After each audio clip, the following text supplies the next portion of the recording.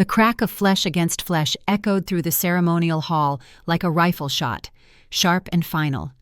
500 guests inhaled as one, silk and velvet rustling like startled birds taking flight. The servant girl crumpled, her worn shoes losing purchase on marble, polished to mirror brightness. Blood appeared at her lip, a single crimson thread that traced the curve of her jaw before dropping to the white stone floor. Lady Isolde Silvermane stood over her, hands still raised, beautiful face twisted into something ugly and righteous. The emerald wedding gown that had taken 40 seamstresses 6 months to complete now seemed garish, excessive, wrong. Her golden hair, arranged in elaborate braids that must have consumed hours of preparation, caught the light from 1,000 candles as she turned to face her groom. King Theron Blackstone had not moved. He stood at the altar in ceremonial armor, black steel etched with silver runes, a mountain of a man with shoulders broad enough to carry the weight of 7 territories. At 32 years old, he had unified a fractured kingdom through strength and strategy, bent warring packs under one banner through sheer force of will. His dark hair swept back from a face that had launched 1,000 tributes and twice as many wars. But now, in this moment, every muscle in that powerful frame had gone absolutely still. Commander Darius watched from his position in the honor guard, 16 years of combat experience reading the king's body language like a tactical map. The shift was subtle.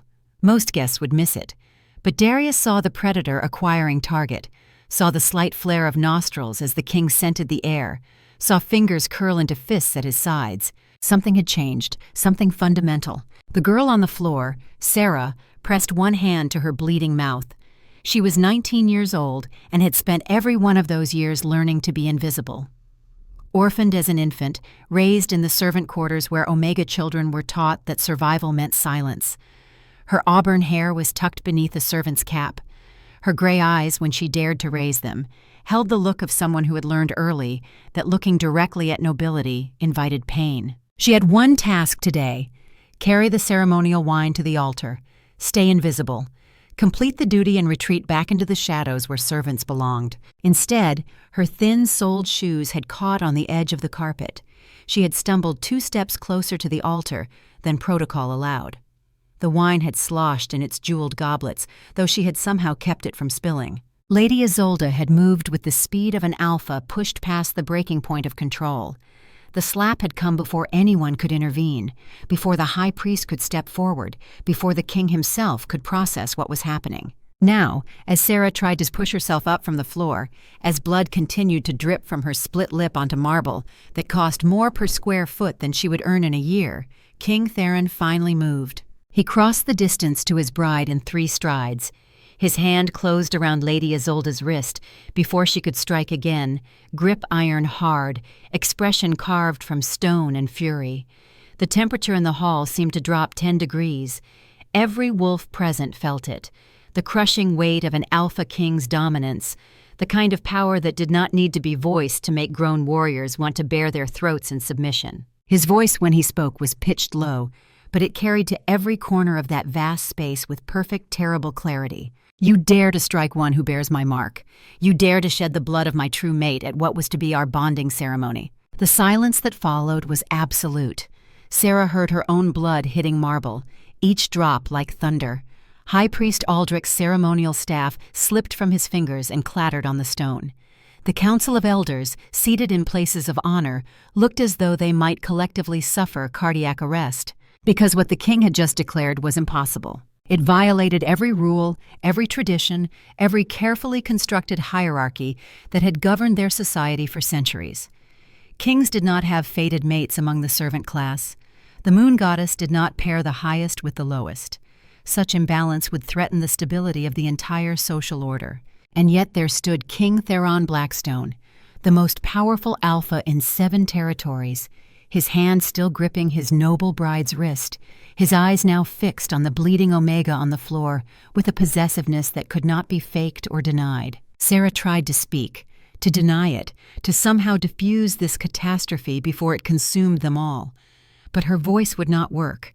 She could only stare up at this man who was supposed to be utterly beyond her reach and feel something inside her, something that had been dormant and silent for 19 years, suddenly stir. The voice was feminine and fierce, and carried an authority that made even the pain in her split lip seem insignificant. I am Lunara, daughter of the first wolf. I have waited in this vessel for the moment when our true mate would call me forth. The time has come, little one. Stand. Let them see what a true Luna looks like. Sera wanted to protest that she had no idea what was happening, that she had never heard a voice in her mind before, that wolves were supposed to emerge at puberty, and hers never had, marking her as defective even among the lowest rank. But her body was no longer entirely under her control. The pain started in her bones. Every joint felt like it was breaking and reforming simultaneously. Her skin flushed hot, then cold, then hot again. She gasped, tried to curl into herself, but something was rising within her, something ancient and powerful that had been sleeping far too long. King Theron released Lady Isolda's wrist as if it burned him and moved to kneel beside Sera. His large hand, surprisingly gentle, cupped her face, thumb carefully avoiding the split lip but tilting her chin so he could examine the damage. Up close, his eyes were not simply dark brown but flecked with gold, and they studied her with an intensity that made her feel transparent. "I smell it on you," he said softly, though his words still carried through the silent hall. "Honeysuckle and rain and something else. Something that makes my wolf claw at my insides, demanding I claim you right here, right now, before all these witnesses. Tell me I am not insane. Tell me you feel this too." Before Sera could answer, before she could force words through the pain and confusion, the transformation accelerated. Light began to emanate from her skin, not the brilliant silver of legend, but something subtler, like moonlight reflecting off water, like the gleam in a predator's eyes. Commander Darius had seen late bloomers before, wolves whose animal nature emerged in their 20s instead of their teens. It was rare but not unheard of. Usually stress or trauma triggered it, sometimes the presence of a mate, but he had never seen one with this kind of presence. The air around Sera seemed to thicken, to press against his senses. His own wolf, a veteran of 100 battles, whimpered and wanted to lower its gaze. Pack instinct screamed alpha, but that was impossible. She was omega rank, the lowest.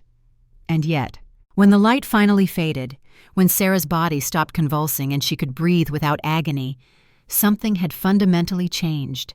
She stood straighter, moved with an unconscious grace, and most importantly, she was wrapped in an aura of power that every wolf in the room could feel pressing against their consciousness. High Priest Aldrich, who knew more about wolf lore than perhaps anyone living, approached carefully. His ancient face showed something between awe and scholarly fascination. "A late bloomer," he breathed. "Not just any late bloomer, but a silver wolf. I have only read about such things in the oldest texts. They emerge only when the moon goddess has specific purpose for them. They possess abilities beyond normal wolves. Enhanced senses, tactical awareness, the capacity to distinguish truth from lies." He paused, studying Sera with eyes that had witnessed 60 years of bonding ceremonies. "If the legends are accurate, daughter, you carry divine bloodline. Silver wolves are not merely powerful, they are chosen, marked for leadership at the highest levels." Lord Cassius, a council elder with a reputation for rigid traditionalism, stood from his seat. His face had gone from purple with indignation to pale with shock. He looked to his fellow council members for support, but found none. Several were pulling ancient texts from their ceremonial robes, clearly trying to verify what they had just witnessed. "Your Majesty," Cassius managed, his voice shaking slightly, "with all due respect, even if the young woman has manifested a wolf, she remains common-born. No house, no family, no training. The position of Luna Queen requires political acumen, the ability to navigate noble alliances, the capacity to bear strong heirs. How can she possibly fulfill such duties?" Theron stood, pulling Sera up with him, keeping himself positioned between her and everyone else in the hall. It was pure alpha instinct, protective and possessive. "Careful," he said, his voice dropping into a register that made every wolf in the room feel their animal nature scream danger. "Very careful what you say next about my mate. I have spent 10 years listening to your counsel about who I should choose, what alliances I should forge, what bloodlines would most benefit the kingdom. I have been patient. I have been political. But the moon goddess herself has now spoken, and I will not ignore her decree because it inconveniences your carefully laid plans." Lord Cassius opened his mouth to respond, but High Priest Aldrich raised a hand. "There is a way to verify the truth of this," he said. "The mate bond recognition ceremony. It requires both parties to have their wolves present to confirm the connection. If this bond is genuine, we will know beyond doubt." He looked between Theron and Sera, expression grave. "However, I must warn you both. Such a ceremony, conducted before these witnesses, will be binding. There will be no annulment, no dissolution, no political maneuvering to undo what the moon goddess has wrought. Are you both prepared to accept that?" Sera felt Lunara's presence in her mind, warm and certain. The wolf sent her flashes of emotion, fierce joy, protective rage, overwhelming certainty directed at the man standing beside them. "Yes," Sera heard herself say, her voice stronger than before, carrying an authority that had never been there when she was just a servant. "Before the moon goddess and all these witnesses, I recognize Theron Blackstone as my fated mate." Theron's hand found hers, fingers lacing together in a gesture of absolute solidarity. "And I," he said, "recognize Sera of the Silver Wolf as my true mate, my Luna, my equal in all things." The ceremony that followed was brief, but carried the weight of sacred law. High Priest Aldrich lit special incense that was said to clear the mind and allow truth to be perceived. He recited prayers in the old tongue, words that had joined alpha pairs for generations. Several council members stepped forward as witnesses, reluctantly but compelled by tradition. When Aldrich finally spoke the words of binding, when he declared the bond recognized as true and sacred, the hall erupted, not in celebration, in chaos. Lady Isolde had remained frozen throughout, beautiful face cycling through shock, rage, and something that might have been calculating assessment. Now she moved, drawing herself up to her full height, wrapping the tattered remains of her dignity around herself like a cloak. "Very well, Your Majesty," she said, voice shaking but held. "I see that I am dismissed, but mark my words, this decision will have consequences that extend far beyond this hall. You may have your divine mate, but you will find that running a kingdom requires more than the moon goddess's blessing. It requires alliances, compromises, and a Luna who understands the political realities of power." She turned to Sera, expression pure venom. "Enjoy your moment, little Omega. The crown you are about to wear is far heavier than you can possibly imagine.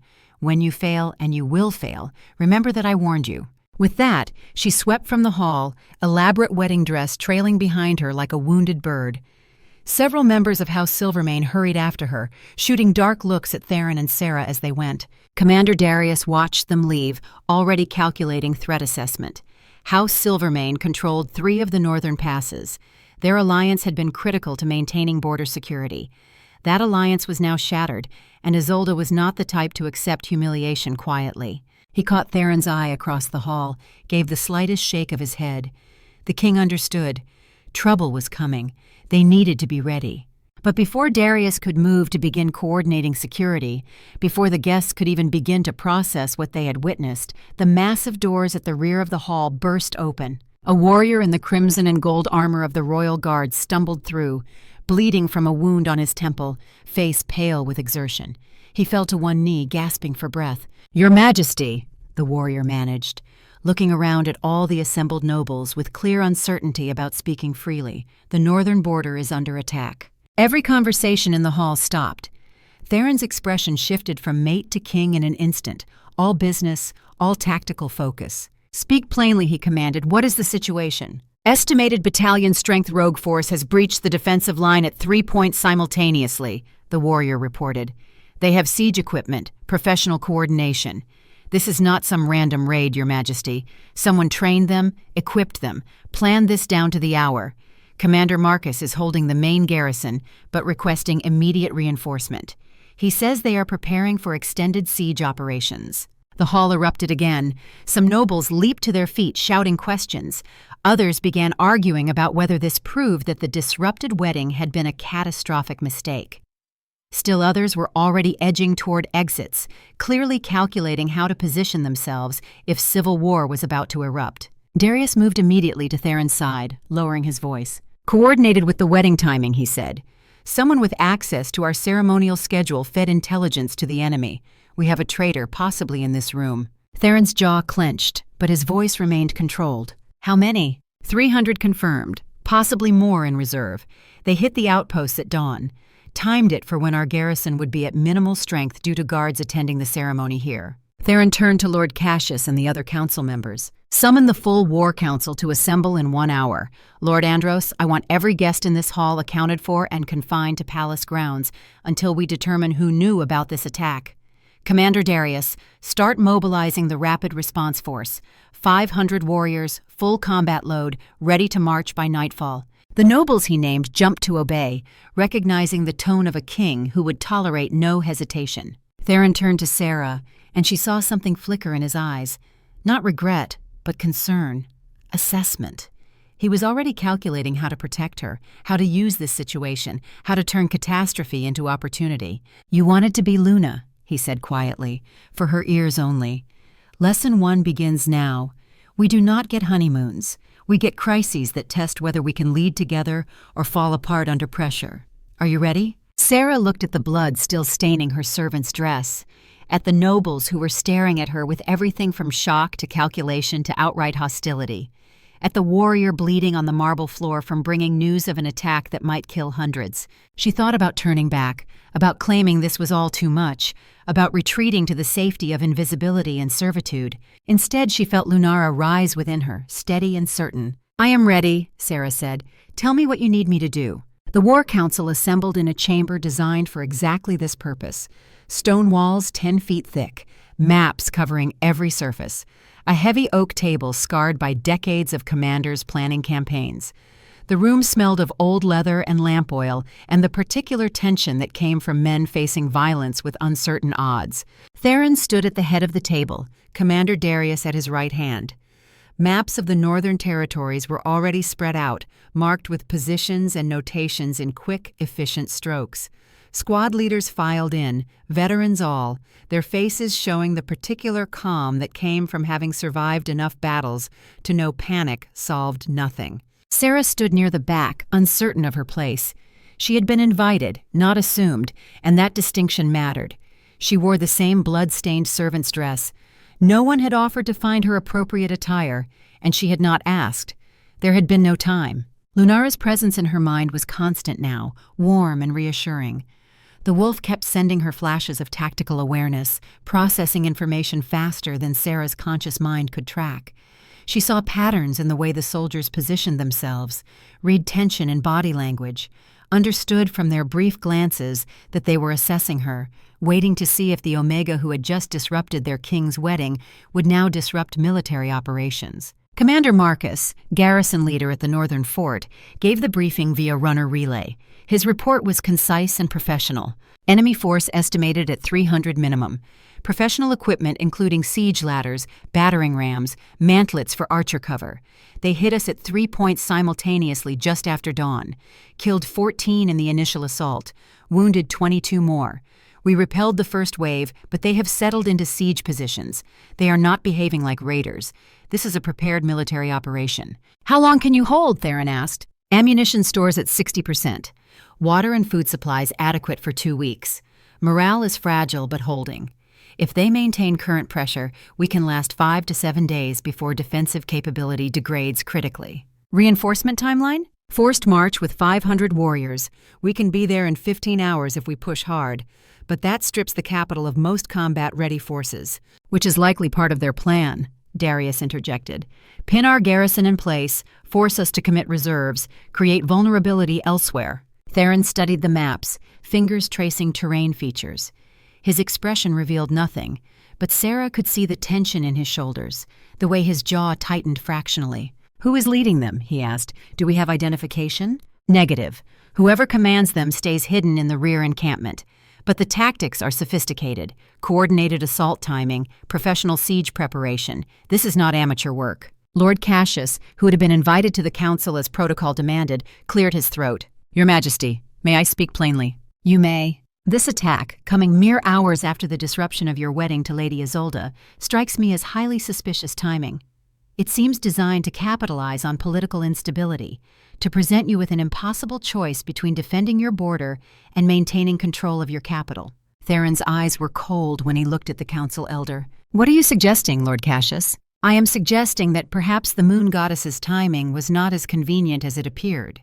That perhaps there are forces at work here who wish to see your kingdom destabilized. Careful, Theron said softly.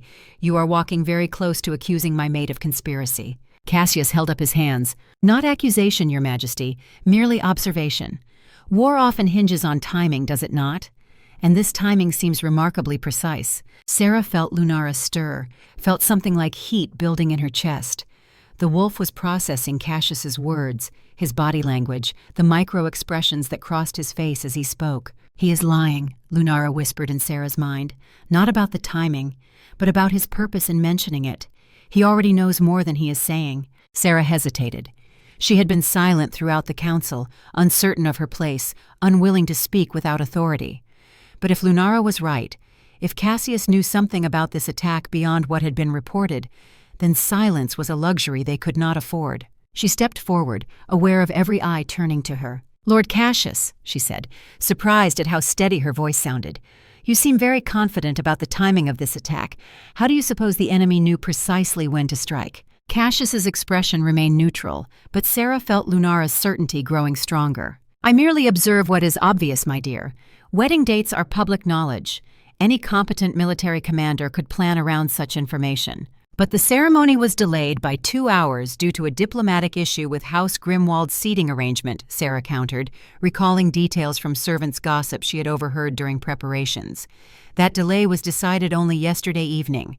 Yet according to Commander Marcus's report, the enemy struck at the exact moment our garrison would be at minimal strength due to guards attending the ceremony here. They adjusted their timing to match our last-minute change. The room went very quiet. Darius was looking at her with new assessment in his eyes. Theron had gone absolutely still. That is an excellent observation, Luna, Darius said quietly, which means the enemy had intelligence updated within the last 24 hours, which means someone with access to palace communications fed them that information. Cassius's face remained carefully neutral, but Sera watched a micro-expression flicker across his features. Not quite fear, more like recalculation. There could be many explanations, he said smoothly. Infiltrators, compromised messengers. We should not jump to conclusions about traitors in our midst. We should not ignore evidence either, Theron said. His eyes were locked on Cassius with predatory focus. Commander Darius, I want a full accounting of everyone who had access to the ceremonial timing changes. Cross-reference with anyone who sent messages or left the palace grounds in the last 2 days. Of course, Your Majesty. Theron returned his attention to the maps. We march at nightfall. 500 warriors, Commander Darius in overall command. I will lead personally. The capital garrison remains on high alert under Commander Vale's authority. Your Majesty, Lord Cassius interjected, surely you should remain here to coordinate defense. Sending the king into active combat seems unnecessarily risky. The king who does not fight beside his warriors is a king who will soon have no warriors willing to fight for him, Theron replied. I have never led from the rear, Cassius. I will not start now. And what of the Luna Queen? Cassius asked, and there was something in his tone that made Sera's skin prickle. Surely she should remain safely in the palace, protected and out of harm's way. Sera felt every eye turn to her again. This was the moment, the first real test. She could accept the safe option, stay behind, avoid immediate danger and probable failure. Or she could step forward. I will accompany the king, she said. The reaction was immediate. Several squad leaders exchanged glances. One muttered something under his breath that might have been a curse. Lord Cassius looked satisfied, as if she had just confirmed his suspicion that she was a foolish girl, in over her head. Theron studied her for a long moment, expression unreadable. You have never marched with a military column, he said, never carried combat load or maintained formation pace. This will not be a ceremonial procession, Sera. This will be 15 hours of forced march over rough terrain with minimal rest. Warriors will be carrying 40 pounds of equipment. There will be no special accommodations. I understand, Sera said, though her heart was hammering, and Lunara was sending mixed signals of encouragement and concern. Theron glanced at Darius, some silent communication passing between them. Finally, he nodded. You march with the medical unit. Second formation, center protection. If you fall behind or slow the column, you will be left with a guard detail and transported by wagon. Clear? Clear. Then we have 15 hours to prepare. Council dismissed. Squad leaders, final briefing at the 20th hour. Commander Darius, a word. As the room emptied, as warriors filed out already planning and calculating, Sera found herself intercepted by an older Omega woman she recognized from the servant quarters. Elena. 60 years old if she was a day, with steel-gray hair and eyes that had seen too much to be shocked by anything. "Come with me, child," Elena said quietly. "We need to get you ready, and you have no idea what that means." The preparation that followed was nothing like Sera expected. No elaborate gowns or ceremonial fittings.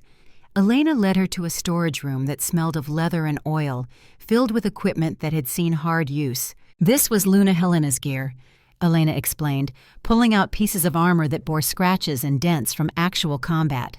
"Your mother's. Did you know she served 20 years in the border guard before she ever became Luna Queen? She taught me everything I know about surviving in a world that wants Omegas invisible and silent." Sera's breath caught. "My mother?" Elena gave her a long look. "Helena Moonshadow, last Silver Luna before you. She died in childbirth when you were hours old. The official story was that the infant died too, but some of us who served her knew better, knew that enemies in court would kill a silver wolf child if they found her. So we hid you in plain sight, raised you as a servant, kept you safe until the moon goddess was ready to reveal your purpose." The weight of that information, the revelation of identity and deception and destiny, threatened to overwhelm Sera. But Elena was already moving, already fitting armor pieces with practiced efficiency. "This is not dress-up time," she said firmly. "This is survival education. See these straps? Quick release if you fall in water. See this plate? Covers femoral artery, most common bleed-out point for leg wounds. See this padding? Prevents chafing on a long march, but only if you adjust it properly now." The next hours passed in intensive education. Elena taught her how to carry a pack properly, how to distribute weight, how to maintain hydration, how to recognize the signs of heat exhaustion or hypothermia. She taught her the basics of formation marching, how to keep cadence, how to signal if she needed medical attention without breaking column integrity. Most importantly, she taught her the culture. "Warriors do not bond through speeches or grand gestures," Elena explained. "They bond through shared hardship, through dark humor in terrible moments, through the knowledge that the person next to you will hold the line when everything goes to hell. You want their respect?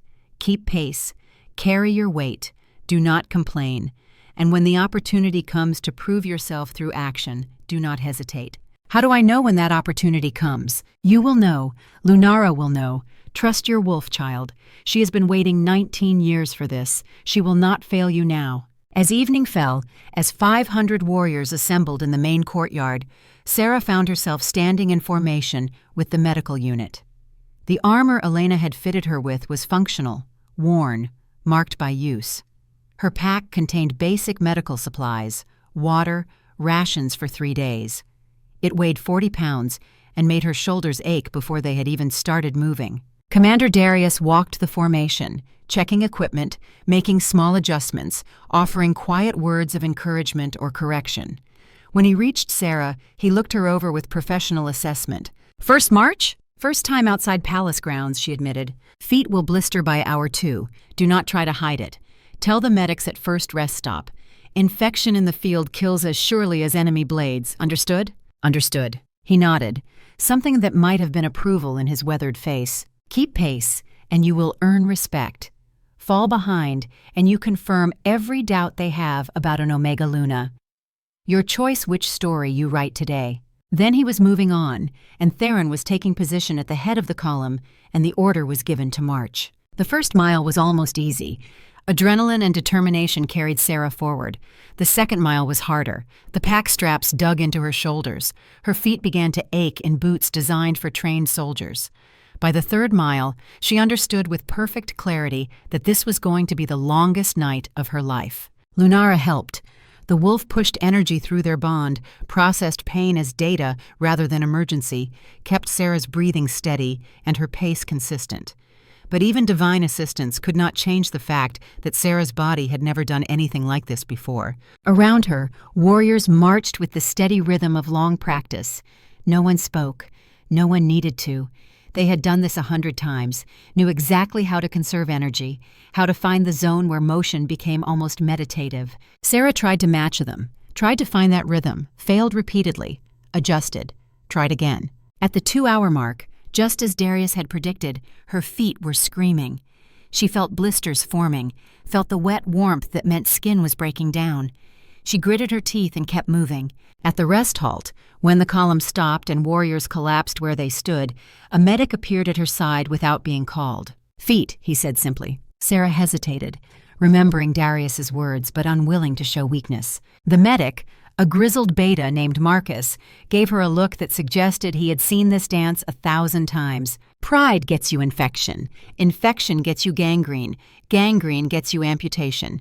Show me your feet, Luna, or I will report to Commander Darius that you are refusing medical assessment. Sera unlaced her boots. The medic examined her feet with professional detachment, applied salve and bandaging to the worst blisters, showed her how to adjust her socks to prevent further damage. "You are doing better than most court-raised nobles would," he said as he worked. "Most would have demanded a horse by mile 2. You made it to the rest halt on your own feet. The warriors noticed these things." As the column prepared to move again, Sera overheard 2 soldiers talking quietly nearby. "Give her 10 miles total," the first one said. "She will be crying for a wagon." The second one, a younger warrior she did not recognize, sounded less certain. "I do not know. She made it to first rest without complaining." "That is something. Something or desperation. Wait until hour 4 when the real pain sets in.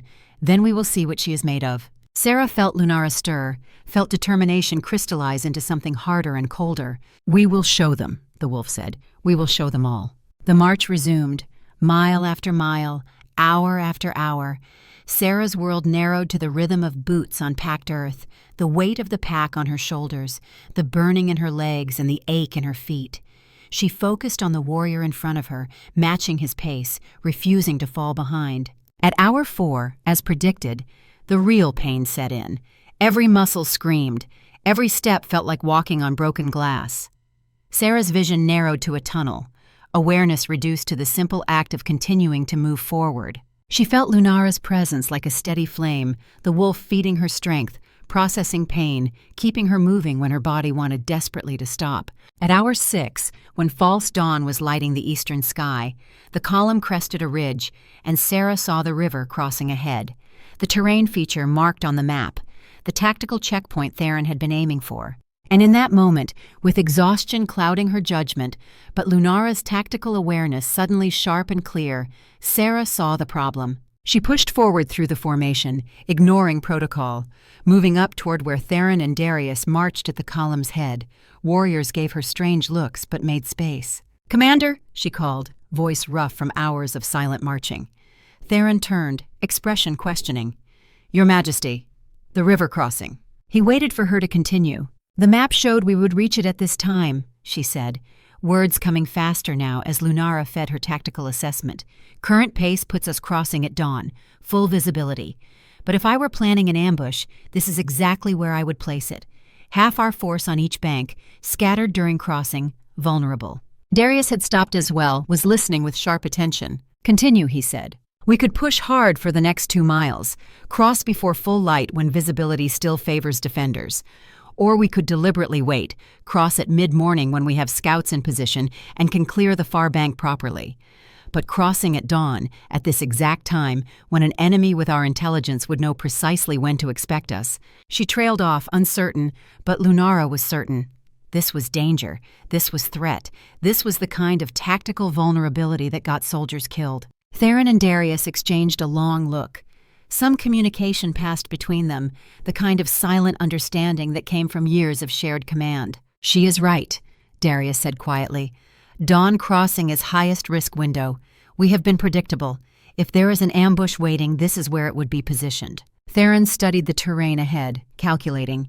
Then he raised his hand, signal for column halt. He turned to face Sera, and his expression was unreadable. "You have never served in combat, never studied military tactics. How did you see this?" "Lunara," Sera said simply. "She processes patterns faster than I can consciously track, shows me vulnerabilities, threat assessments. I do not fully understand it yet, but the certainty was too strong to ignore." Theron nodded slowly. Then to Darius. "Double time for the next 2 miles. We cross before full light. Scouts forward to clear the far bank. Combat spacing during the crossing itself. Darius began giving orders, warriors responding with practiced efficiency.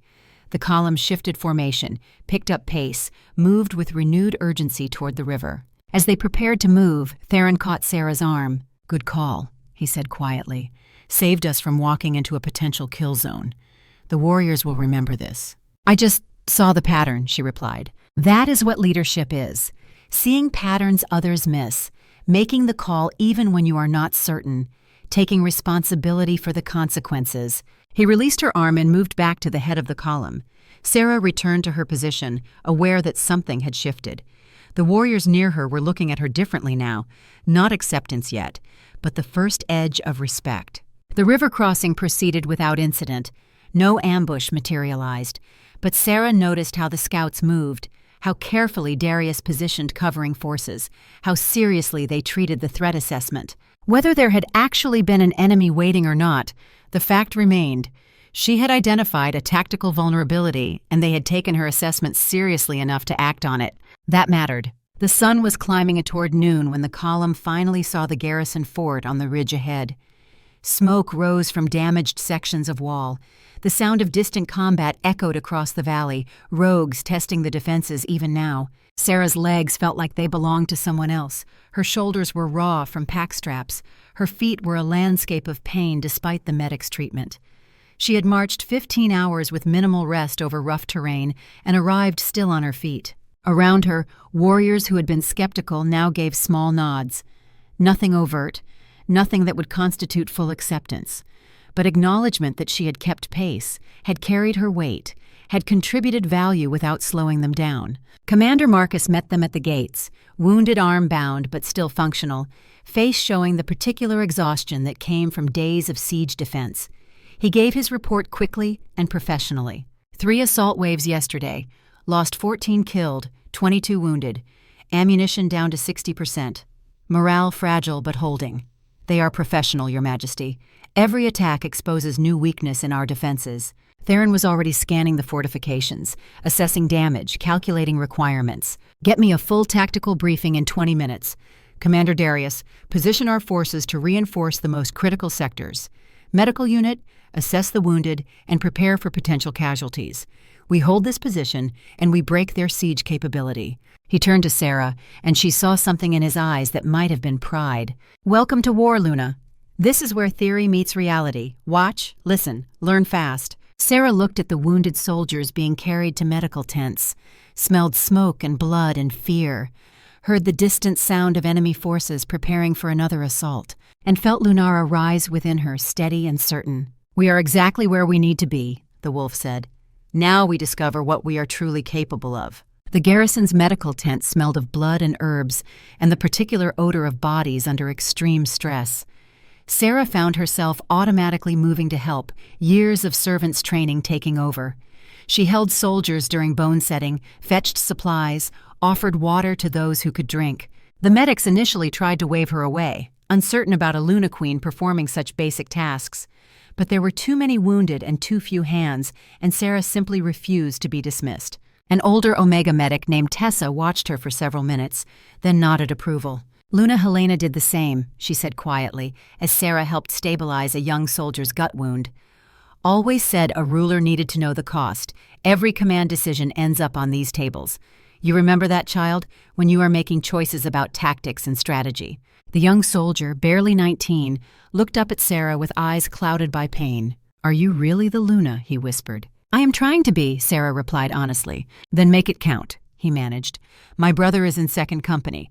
Make sure the orders make sense. Make sure we do not die for nothing." The weight of that responsibility, the knowledge that her decisions might determine whether this boy's brother lived or died, settled on Sera's shoulders like physical mass. "I will," she promised. "I will make it count." Outside, as evening fell and the garrison prepared for what everyone knew would be another assault, Sera stood on the battlements beside Theron. He was explaining enemy positions, supply lines, tactical considerations, teaching her to read a battlefield the way she had once read ceremonial protocols. "See that tent cluster," he said, pointing to the rogue encampment below. "Command post. Supply depot there. Fuel for siege engines. Troop concentrations rotating every 4 hours. Disciplined and professional." "Who is leading them?" Sera asked. We do not know yet. Whoever it is keeps himself hidden, but the tactics are sophisticated. This is not amateur work. Sera felt Lunara processing information, analyzing patterns in enemy movement. The wolf could not give her certain answers, but she could provide probability assessments, threat analysis, tactical awareness beyond normal perception. Tomorrow they will parley, Lunara said. Their commander will reveal himself, and when he does, we will understand the true nature of this threat. Sera relayed this to Theron, who gave her a sharp look. Your wolf can predict enemy intentions? Not predict, but she reads patterns with high accuracy. If she says parley is coming, I believe her. Theron nodded slowly, and Sera could see him recalculating, adjusting his assessment of what she could contribute to their tactical planning. Then we prepare for negotiation, he said, and we discover who has orchestrated this attack and what they truly want. In the hours before dawn, Sera finally allowed herself to rest, collapsing onto a bunk in the medical tent. Her body ached in ways she had not known were possible. Her feet were wrapped in bandages, her shoulders bore bruises from pack straps. But she had made it, had marched 15 hours with professional soldiers and arrived on her own feet, had contributed tactical insight that potentially saved lives, had begun to earn the first edges of respect from warriors who had every reason to doubt her. Elena's words echoed in her mind. Warriors bond through shared hardship, through the knowledge that the person next to you will hold the line. Sera had held the line, had not complained, had not asked for special treatment, had done the work without expectation of praise, and in doing so, had taken the first real step toward becoming what she needed to be. Luna Queen was not a title bestowed by ceremony. It was a role earned through action, through choices made under pressure, through the daily work of leadership when no one was watching and glory was not guaranteed. Tomorrow would bring new challenges, parley with an unknown enemy, tactical decisions that would determine life and death. The continuing test of whether she could stand beside Theron as true equal or would fail under the weight of responsibility. But tonight, as exhaustion finally claimed her and Lunara's presence wrapped around her consciousness like a protective blanket, Sera allowed herself one small moment of satisfaction. She had survived day one. The war had only just begun. Sleep did not come easily in a fortress under siege. Sera lay on her assigned bunk in the medical tent, listening to the sounds of wounded soldiers breathing in the darkness. Some moaned in their sleep, caught in fever dreams where battles replayed endlessly. Others lay silent, the kind of silence that came from men who had learned to endure pain without complaint, because complaint changed nothing. The tent smelled of blood and antiseptic herbs and sweat. Canvas walls moved slightly in the night breeze, creating shadows that flickered across the rows of cots. Somewhere outside, sentries called challenges and countersigns. The rhythm of war never stopped, even in the deepest hours of night. Sera's body ached in ways she had not known were possible. Every muscle screamed protest from the 15-hour forced march. Her feet were wrapped in clean bandages now, blisters treated and salved, but the pain remained as a constant reminder of what she had endured. Her shoulders bore deep bruises from pack straps. Her legs trembled with exhaustion, even lying down. But sleep would not come because her mind kept replaying the young soldier's words. Make it count. Make sure we do not die for nothing. The weight of that responsibility pressed down on her chest like a physical thing, making breathing difficult. Lunara stirred in her consciousness, warm presence wrapping around her thoughts. You cannot save them all, the wolf said gently. That is the first lesson of command.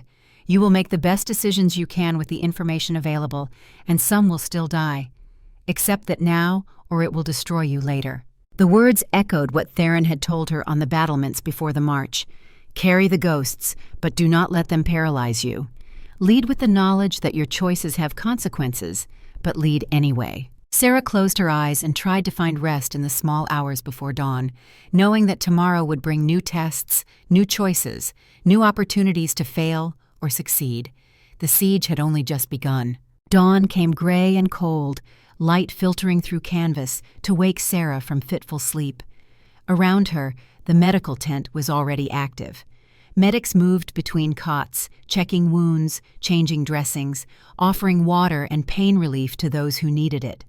The night shift looked exhausted, faces drawn with the particular weariness that came from watching people suffer without being able to truly help. Sera rose carefully, testing her feet. The pain was still there but manageable. She could walk, could function, could continue. That would have to be enough. Outside, the garrison was a controlled chaos of preparation. Warriors checked equipment, sharpened blades, verified ammunition stores. Archers inspected bowstrings and fletching. Engineers examined siege defenses for damage from yesterday's assault. Everyone moved with purpose, with the calm efficiency of professionals who had done this work before and knew exactly what was required. Commander Darius found her near the mess tent, where she was attempting to choke down the military rations that tasted like salted leather and had the consistency of tree bark. "War Council in 20 minutes, he said without preamble. Command post. You are expected to attend." It was not an invitation. It was an order. Sera nodded, abandoned the barely touched rations, and followed him across the compound. The command post was a reinforced stone structure at the fortress's heart, designed to withstand everything short of direct artillery hit. Maps covered every available surface, marked with positions and notations in multiple hands. The room smelled of lamp oil and old paper, and the particular tension of men planning violence with uncertain odds. Theron stood at the central table, already deep in discussion with Commander Marcus and several squad leaders. He looked like he had not slept, which was probably accurate. Dark circles shadowed his eyes, but his focus was absolute, analyzing terrain features and tactical options with the intensity of a predator stalking prey. He glanced up as Sera entered, gave a brief nod of acknowledgement, then returned to the maps. "Current situation," he said, voice carrying to every corner of the room. "Enemy force estimated between 300 and 350 combatants. Professional equipment including siege engines, mantlets, scaling ladders. Supply lines appear adequate for extended operations. Command structure disciplined and coordinated." He traced movement patterns on the map with one finger. "They probed our defenses yesterday with 3 separate assault waves. Each one targeted a different weakness. Each one withdrew before taking critical casualties. They are learning our response patterns, mapping our defensive capabilities, preparing for a major push." "When do you assess that push will come?" Darius asked. "Tonight or tomorrow night. They will want to complete the siege before our reinforcements can be fully integrated into the defense. Speed is their advantage. The longer they wait, the stronger we become." "Ammunition status?" one of the squad leaders asked. 60% on arrows," Marcus replied. 70 on ballista bolts. Infantry weapons fully stocked. At current burn rate, we have supplies for 3 to 4 major engagements before we start rationing. The numbers painted a grim picture, not impossible but constrained. Every arrow spent had to count. Every defensive position had to be optimized. Waste was not an option. Theron looked around the room, meeting each officer's eyes in turn. "Recommendations. I want to hear tactical assessments from everyone in this room. No rank considerations. If you see a problem or opportunity, speak." There was a moment of silence as the officers processed this. Then Sergeant Cade, the grizzled veteran who had approved of Sera's endurance during the march, cleared his throat. "East Wall took the heaviest damage yesterday.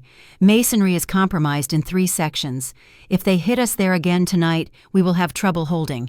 Recommend we reinforce with portable barricades. Position our heaviest infantry there." "Agreed," Theron said. "What else?" "North Tower is undermanned," another officer offered. "We lost 4 archers there yesterday. Range coverage has gaps. Transfer archers from the south approach. They have been quiet. Shift strength to active threat sectors." The discussion continued, professional and focused. Each officer contributed observations, suggestions, concerns. Theron listened to all of it, processed information rapidly, made decisions with confidence born from years of command experience. Sera stood near the back, listening, absorbing. Lunara was processing tactical data faster than her conscious mind could track, feeding her awareness of patterns, vulnerabilities, probability assessments. The wolf showed her how troop positions created mutual support zones, how fields of fire overlapped, how defensive depth could absorb assault momentum. She saw something that the others had not mentioned, a detail small enough to miss unless you were looking at the overall pattern rather than individual components. "Commander," she said, surprised at how steady her voice sounded, "may I offer an observation?" Every eye turned to her, some curious, some skeptical, all assessing whether the Omega Luna who had just arrived yesterday had anything valuable to contribute to tactical planning. Theron gestured for her to continue. "The enemy assault waves yesterday," Sera said, moving closer to the map table. "They hit East Wall, then Main Gate, then North Tower. 3 different targets, 3 different times. We adjusted our defenses to meet each threat." "Correct," Theron said. "Your point? What if that was their objective? Not to breach our walls, but to map our response capability. They hit one sector, we reinforce it. They observe how many troops we can shift and how quickly. They hit another sector, we respond again. They learn our rotation patterns and reserve strength." The room went quiet. Darius was looking at her with sharp attention now. "If that is accurate," he said slowly, "then tonight's assault will not follow the pattern we observed yesterday. They will hit where we are weakest after committing reserves to expected threat sectors." "Exactly," Sera said. "If I were planning the attack, I would feint at the positions we reinforced, then commit my main assault to wherever we pulled troops from. The quiet sectors, the places we think are secure." Theron studied the map with new intensity, recalculating based on this assessment. "South approach," he said. "We transferred archers from there to North Tower. If she is right, that is where they will hit us." "Or West Postern Gate," Marcus added. "We pulled infantry from there to reinforce East Wall." Sera felt Lunara's certainty growing stronger, tactical patterns crystallizing. "Both," she said. "Simultaneous assault, split our attention in reserves, create multiple crisis points so we cannot mass forces effectively." Darius and Theron exchanged a long look, some silent communication passing between them. "Redistribute defenses," Theron ordered. "Balanced coverage across all sectors. Refuse to commit reserves until we positively identify their main effort. Defensive depth rather than concentrated strength." It was the same tactical principles Sera had suggested yesterday, applied at larger scale. "Do not guess where the enemy will strike. Prepare to meet them anywhere. Commit forces only when certainty exists." As the officers dispersed to implement the new defensive scheme, Theron caught Sera's arm. "Where did you learn to think like that?" he asked quietly. "I did not," she admitted. "Lunara sees patterns, shows me vulnerabilities and probability distributions. I am just interpreting what she feeds me. Whether it is you or your wolf, the result is the same. You think tactically. That is rare and valuable." He released her arm but held her gaze. "Keep watching, keep analyzing. If you see something we miss, speak up immediately. Pride and rank matter less than accurate intelligence." Sera nodded, feeling the weight of that trust settle on her shoulders alongside all the other responsibilities she was still learning to carry. The day passed in tense preparation. Warriors inspected equipment, checked positions, prepared for violence that might come at any moment or might wait until darkness provided cover. Sera moved through the garrison, observing, learning, trying to understand the rhythms of military life under siege conditions. She helped in the medical tent when hands were needed, held soldiers during painful procedures, fetched supplies, learned the names of the wounded and the details of their injuries. A young corporal named Finn with a shoulder wound from yesterday's fighting, Sergeant Brennan with burns from flaming oil, Private Marcus who had lost 3 fingers to an enemy blade but insisted he could still fight left-handed. Each name, each story, each wound became part of the tapestry she was weaving in her mind. These were not abstract statistics. They were individuals with families and histories and futures that depended on decisions she might influence. Tessa, the old Omega medic, worked beside her with practiced efficiency. "You are doing what Helena did," she said as they changed dressings on a soldier's leg wound. "Learning the cost before making the decisions. Most rulers never come to these tents, never see what their orders produce. You will be a better Luna for it." "How did she bear it?" Sera asked, knowing that her choices led to this. "She carried the ghosts," Tessa replied. "Remembered every name, wrote letters to families personally when soldiers died, made it count by fighting for peace when possible and for clean victories when war could not be avoided. She understood that command is service, not glory." The words echoed what Elena had taught her, what Theron had shown her. Leadership was not about crowns and ceremonies. It was about making impossible choices and living with the consequences. As evening fell and shadows lengthened across the garrison, Sera stood on the battlements beside Theron, watching the enemy encampment below. Cooking fires were being lit. Supply wagons moved between tents. Sentries walked patrol routes with disciplined precision. "They look confident," she observed. "They should be. They have us outnumbered and under siege. Time favors them if they can prevent our reinforcements from being effectively integrated." "Lunara," Sera asked silently, "will they attack tonight?" The wolf's certainty was absolute. "Yes, they will come with the new moon. Maximum darkness. 2 hours after midnight, when our sentries are most tired." Sera relayed this to Theron, who gave her a sharp look. "Your wolf can predict timing? She reads patterns in their activity. The way supplies are being positioned, the rotation of their sentries, the movement of their siege engines, everything suggests imminent action." Theron nodded slowly, then turned to shout down to the courtyard. "Commander Darius, prep for assault at the second hour past midnight. Full alert status. I want every position manned and ready." Orders rippled outward, warriors responding with the calm efficiency of professionals who had trained for exactly this scenario. No panic, no rushing, just methodical preparation for violence that everyone knew was coming. Sera felt her heartbeat accelerate despite her best efforts at calm. This would be her first real battle, not a skirmish or a probe, but a full-scale assault where people would die and she might be one of them. Lunara sent warmth through their bond, steady and reassuring. "We are exactly where we need to be," the wolf said. "Trust your training, trust your instincts, trust our mate to lead us through this." The hours crawled past midnight. Warriors stood at their posts, weapons ready, eyes scanning the darkness beyond the walls. Archers had arrows nocked. Infantry held positions behind barricades and reinforced sections. Engineers stood ready with buckets of sand to combat fire and oil to pour on attackers. Sera had been assigned to the command post with Theron and Darius, positioned where she could observe without being in the direct line of combat. She wore the armor Elena had fitted her with, carried a short sword at her hip that she barely knew how to use, and tried to keep her breathing steady as tension built like pressure before a storm. The attack came exactly when Lunara had predicted. 2 hours past midnight, war drums suddenly thundered from the enemy camp. Siege engines began to roll forward, massive shapes in darkness illuminated by torches. Hundreds of warriors charged toward the walls with ladders and grappling hooks and the kind of coordinated violence that spoke of professional training. But they did not hit where yesterday's pattern suggested. "South approach," Darius called out, reading reports from runners. "Heavy assault.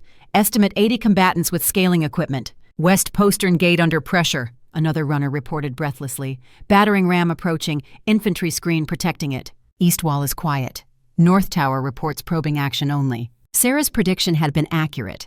The enemy had feinted toward the reinforced positions and committed their main strength to sectors they believed weakened by troop transfers. But Theron's balanced defense meant warriors were positioned to meet them. "Hold all positions," Theron ordered, voice cutting through the chaos with absolute authority. "Refuse to commit reserves until we identify their true main effort. This could still be misdirection." The battle unfolded with brutal efficiency. Arrows flew from the walls, finding targets in the press of attacking warriors. Scaling ladders rose against stone, defenders pushing them back or pouring oil to make them treacherous. The battering ram hammered against the west gate, each impact like thunder. Sera watched from this command post, processing tactical data as Lunara fed her awareness of battlefield dynamics. She saw how Theron managed his reserves, shifting small elements to critical points without committing his full strength. Saw how Darius coordinated defensive fires to create overlapping kill zones. Saw how veteran sergeants held their sections through leadership and example. But she also saw the cost. Runners brought reports of casualties. 3 dead on the south wall, 5 wounded at West Gate, 1 section of barricade compromised, being reinforced under fire. Each number represented a name she might have learned, a face she might have seen, a life ended or broken in service to the kingdom. Then everything changed. Runner burst into the command post, face pale with urgency. "Breakthrough at South Wall Section 3. 15 enemy combatants inside the perimeter. Closest reserve squad is engaged at West Gate." Theron's jaw clenched. "Distance to South Wall Section 3? 80 meters from reserve position. Response time 3 minutes minimum." 3 minutes was an eternity in close combat. 3 minutes was enough time for 15 warriors to kill every wounded soldier in the nearby medical tent. Sera felt ice flood her veins as she realized the medical tent was exactly 80 meters from South Wall Section 3, directly in the breakthrough path.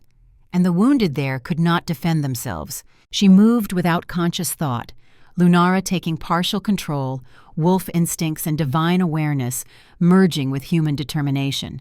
She grabbed the short sword from her hip and ran. Behind her she heard Theron shout her name, heard Darius curse and call for guards to follow, but she was already gone, sprinting across the courtyard toward the medical tent where Tessa and the wounded waited, unaware that death was coming for them. She rounded the corner of the supply building and saw them.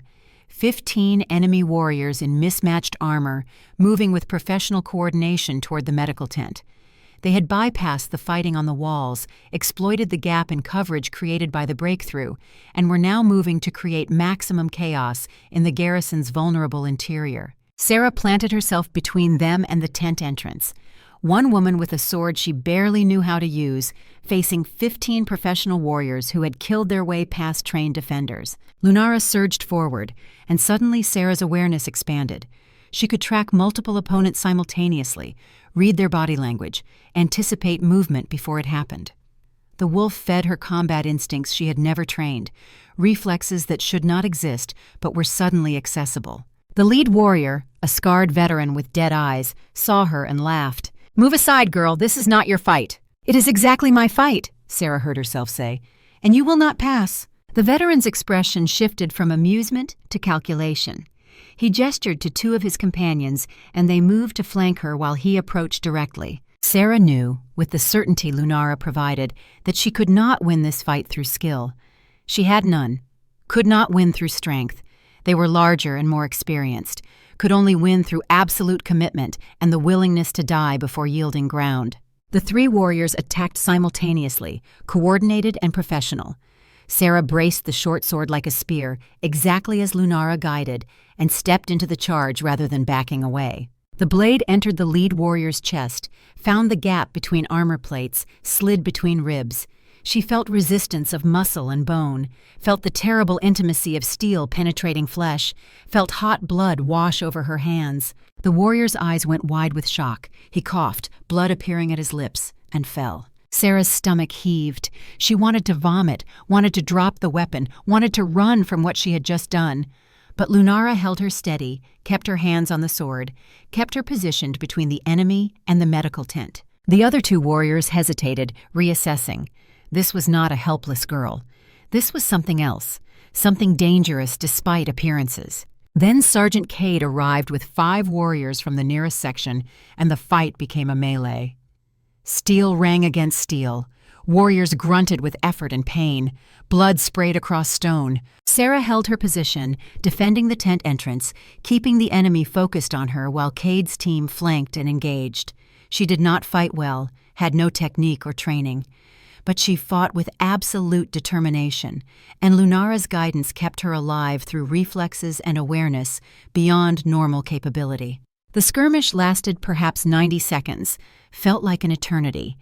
When it ended, when the last enemy warrior fell or fled, Sera stood trembling over the body of the man she had killed, sword still gripped in hands, slick with his blood.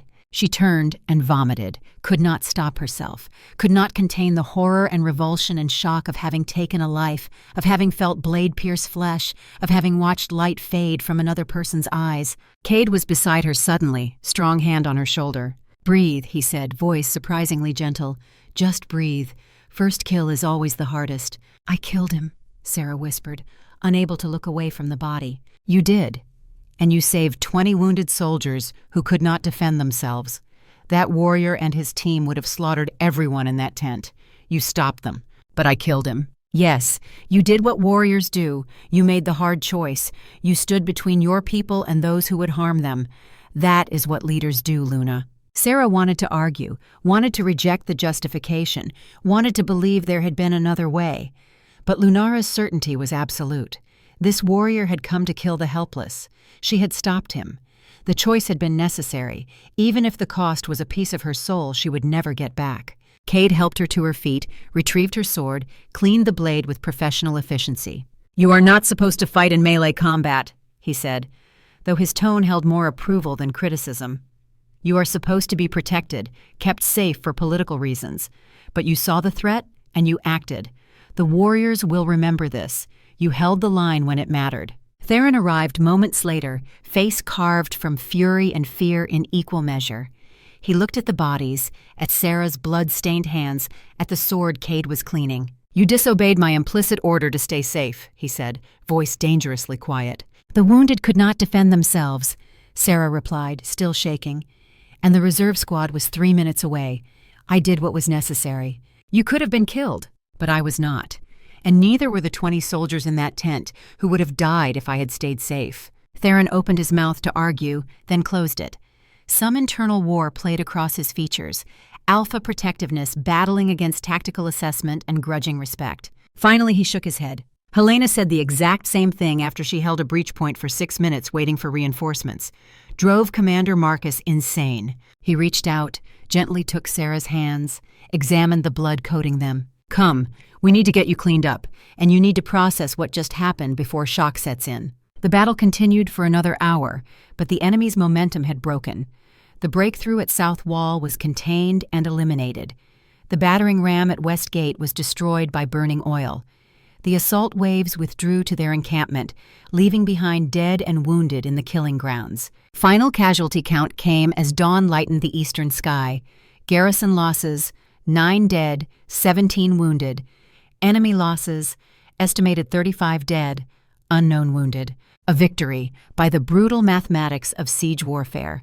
They had held their positions, inflicted disproportionate casualties, maintained defensive integrity. The enemy had gained nothing for their blood expenditure. But Sera sat in the medical tent, hands finally clean, but still feeling the phantom warmth of blood, and could not celebrate. 9 warriors dead, 17 wounded, and 1 enemy soldier dead by her hand, his face burned into her memory forever. Tessa sat beside her, old Omega presence steady and grounding. "You saved us," she said simply. "That breakthrough team would have slaughtered everyone in this tent. We were helpless, and you stood between us and death. Do you understand what that means?" "It means I killed someone," Sera whispered. "It means you protected those who could not protect themselves. That is what Luna Helena taught me. That is what leadership requires. Not glory or grand gestures, but hard choices in terrible moments. Does it ever get easier? No. It gets different. You learn to carry the weight. You learn to remember why you made the choice even when the cost haunts you. But it never becomes easy, and it should not. The day killing becomes easy is the day you lose your humanity." Sera nodded, absorbing this, trying to find framework to contain what she was feeling. Lunara wrapped around her consciousness, warm and supportive.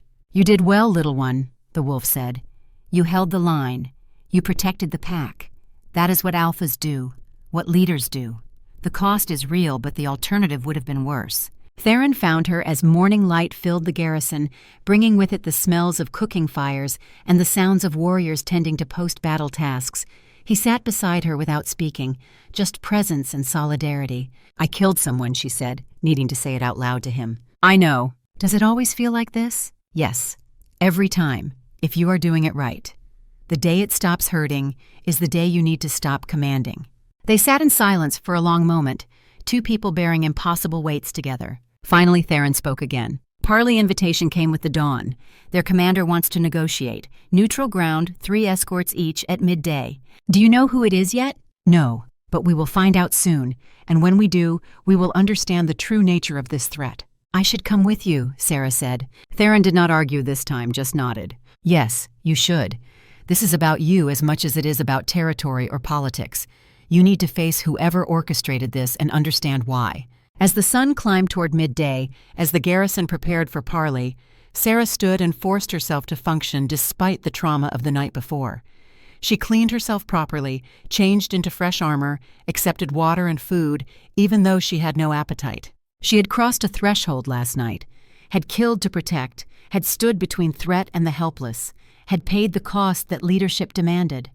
There was no going back, no returning to innocence, no pretending she could be anything other than what necessity required. She was Luna Queen of the Shadow Peak Kingdom, and she would bear that weight with all the strength and wisdom she could summon, because the alternative was to fail those who depended on her. The walk to the parley site felt longer than it was.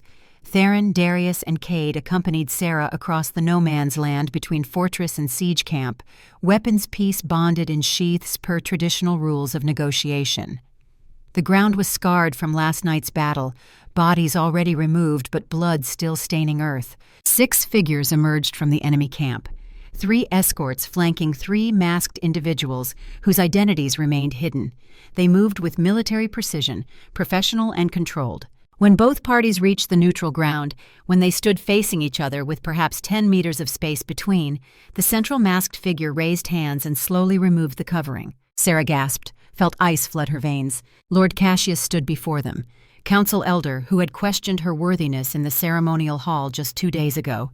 His expression showed no shame, no discomfort at his betrayal, only calm assessment. Theron showed no surprise, which meant he had suspected. His voice when he spoke was colder than winter frost.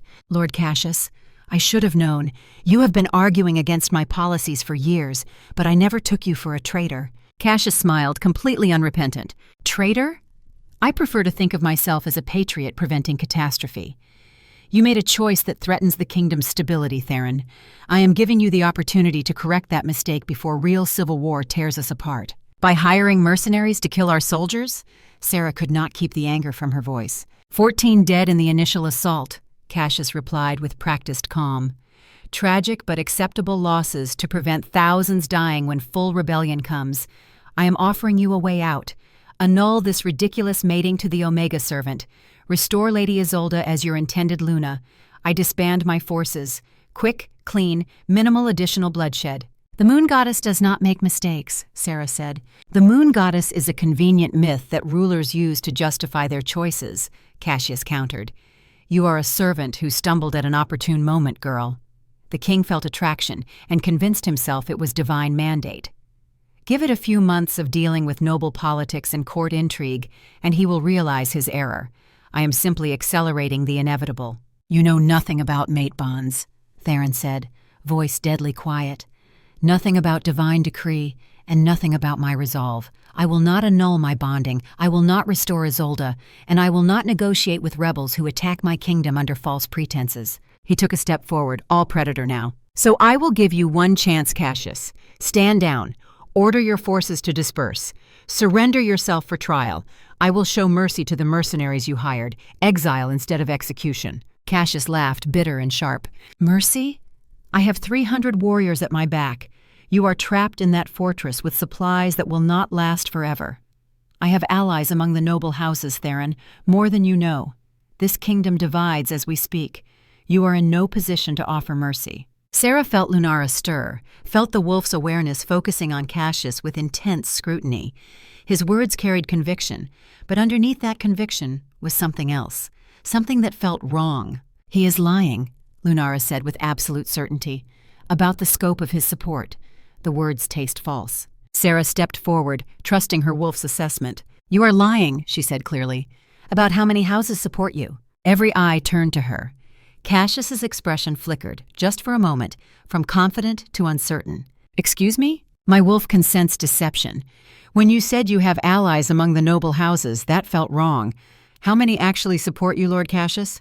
Truth. Cassius's mask of confidence cracked, his jaw tightened. For several heartbeats he said nothing, clearly calculating whether to maintain the bluff or adjust his position. Finally, reluctantly, he spoke. 2 houses have committed forces. 3 more are negotiating terms. So not the widespread rebellion you claimed, Theron said. 2 confirmed allies and 3 maybes.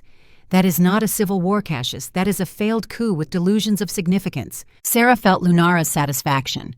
The truth sense was real, was reliable, was a strategic intelligence asset beyond what she had imagined. She could distinguish truth from lies with accuracy that made interrogation and negotiation fundamentally different. Stand down, Theron repeated, and this time his voice carried absolute finality. This is your last opportunity. Exile in life, or execution and memory as a traitor. Choose now. Cassius's face hardened. All pretense of negotiation dropped away, revealing the calculating strategist beneath. No, we continue. You will see reason eventually. When enough of your soldiers have died, when enough of your kingdom burns. You made this choice, Theron. Live with the consequences. He turned to walk back toward his camp, escorts moving with him. Theron did not try to stop them, just watched with eyes like ice. When they were out of earshot, Darius spoke quietly. He is right about one thing. If he can maintain this siege for 2 weeks, our supplies become critical. We need to break this faster than attrition allows. Sera was still processing what Lunara had revealed. The truth sense was not just combat instinct or tactical awareness. It was active intelligence capability that could identify deception, verify claims, expose weaknesses in enemy positions that had nothing to do with military formations. She looked at Theron, saw him calculating, planning, already thinking 3 moves ahead. "What do we do now?" she asked. "Now," he said, "we prepare for their next assault, and we demonstrate why attacking the Shadow Peak Kingdom was the last mistake Lord Cassius will ever make." As they walked back toward the fortress, as afternoon sun climbed toward evening and the promise of another night battle hung heavy in the air, Sera felt Lunara's certainty wrapping around her thoughts. "Tomorrow brings new challenges," the wolf said, "but we have proven ourselves in fire and blood. We held the line. We killed to protect. We identified deception when others would have been fooled. We are becoming what we need to be." Sera nodded, accepting this, incorporating the lessons of the last 24 hours into her understanding of what leadership required. She had killed a man to save the helpless, had stood in parley and exposed lies with divine awareness, had earned respect through action rather than proclamation. The siege would continue, more battles would come, more choices would be required, each one carrying the weight of lives depending on her judgment. But she was no longer the invisible servant who had stumbled in a ceremonial hall. She was becoming Luna Queen, one terrible choice at a time, one held line at a time, one truth exposed at a time, and she would not fail those who depended on her, no matter what the cost to her soul or peace of mind. The war had only begun, but so had her transformation from servant to sovereign, and nothing would ever be the same again. Evening brought with it the particular tension that came from knowing another assault was inevitable, but not knowing when it would fall. Warriors moved through their pre-battle routines with the calm efficiency of professionals who had done this work before. Equipment checks, weapon maintenance, brief moments of rest snatched wherever possible. Sera found herself back in the medical tent, unable to stay away from the wounded she had protected. The young corporal, Finn, was sitting up now, shoulder bandaged but healing. He looked at her with something like awe when she entered. "You stood between us and death," he said simply. "The whole garrison is talking about it. The Luna Queen who held the breach point alone until reinforcements arrived." "I was terrified the entire time," Sera admitted, sitting on the edge of his cot. "Good. Fear keeps you sharp. Only fools feel no fear in combat." He paused, studying her with eyes older than his years. "My brother is in second company. Like I said before, he fights because he believes the kingdom is worth defending, because he trusts the king to lead well. Now he says he trusts the Luna Queen too. You gave us something last night beyond just military victory. You gave us proof that our leaders will bleed beside us." The words settled heavy on Sera's shoulders. She had not thought about the symbolic weight of her actions, had only reacted to immediate threat. But Finn was right. Leadership was not just tactical decisions. It was also the willingness to share risk, to demonstrate through action that those who commanded were not separate from those who followed. Tessa approached with fresh bandages, gave Sera a knowing look. "You should rest, child. Tomorrow will bring new trials." "I cannot rest," Sera said. "Too much to think about, too much weight." "Then walk with an old woman. Clear your head before the night's work begins." They walked the garrison's perimeter as twilight deepened into true darkness. Sentries stood at their posts, vigilant and ready. The enemy encampment below showed cooking fires and movement, mercenaries preparing for whatever their commander planned next. Tessa spoke quietly as they walked, voice carrying decades of hard-won wisdom. "Helena struggled with the same thing you are struggling with now, the weight of command, the knowledge that your choices determine who lives and who dies. She used to walk these same walls, counting the cost, trying to find peace with impossible decisions." "How did she manage it?" Sera asked. "She learned to separate what she could control from what she could not. She made the best decisions possible with available information.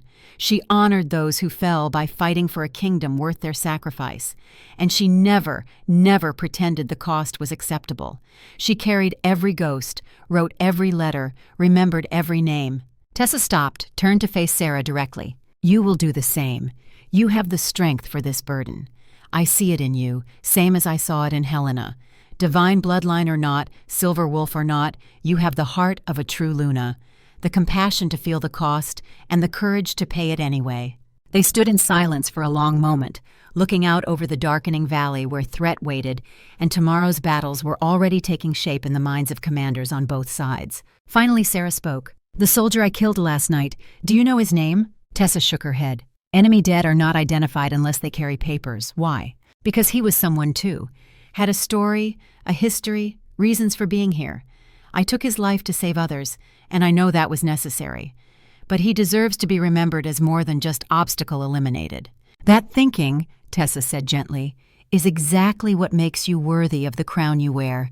Never lose that humanity, child. The day killing becomes easy is the day you lose your soul." They walked back toward the command post, where Theron and Darius were already deep in planning for night defensive operations.